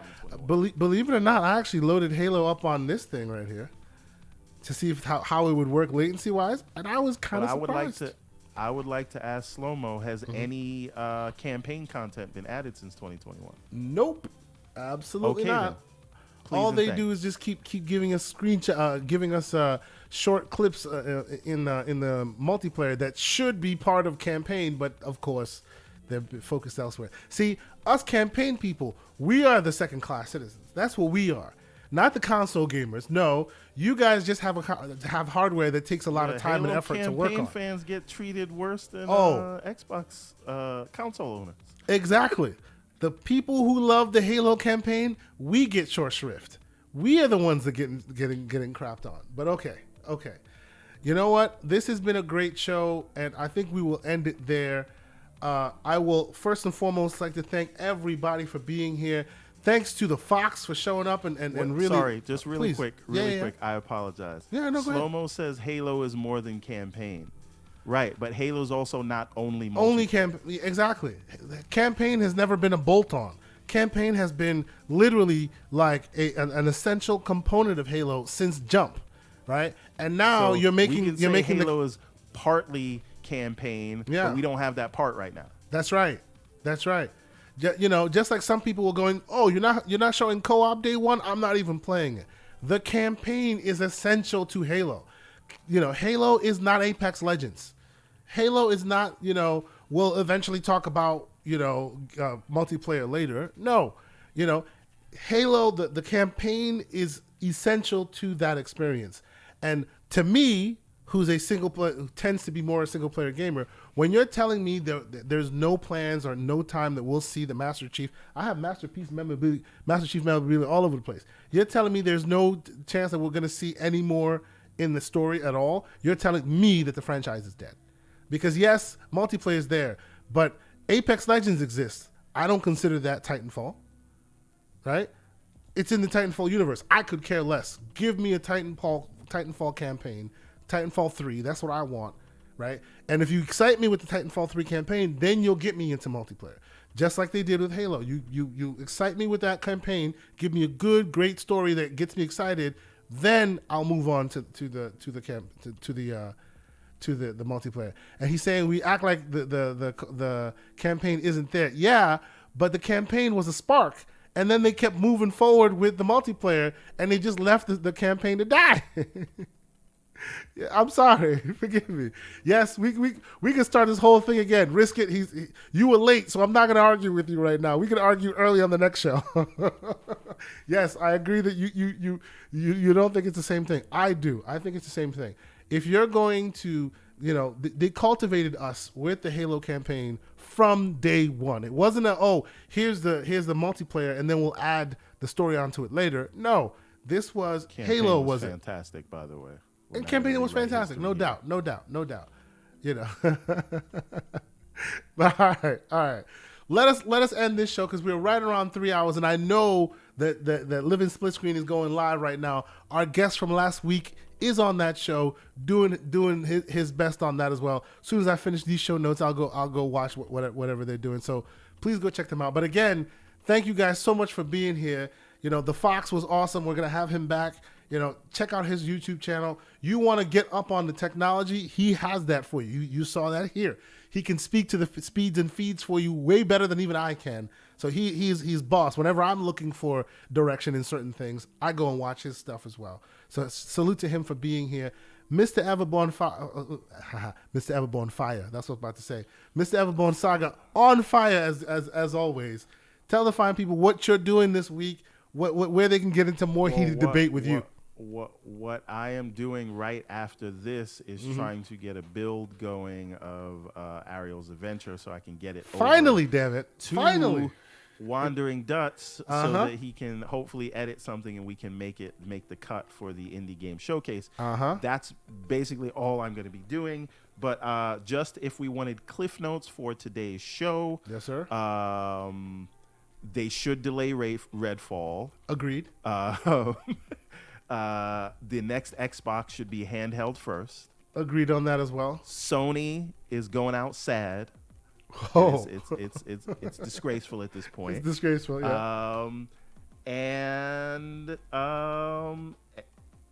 Xbox or Microsoft is disrespecting their the console players. the council. The council. You gonna keep doing that to you. You gonna keep doing that. I'm Okay. doing it on purpose now.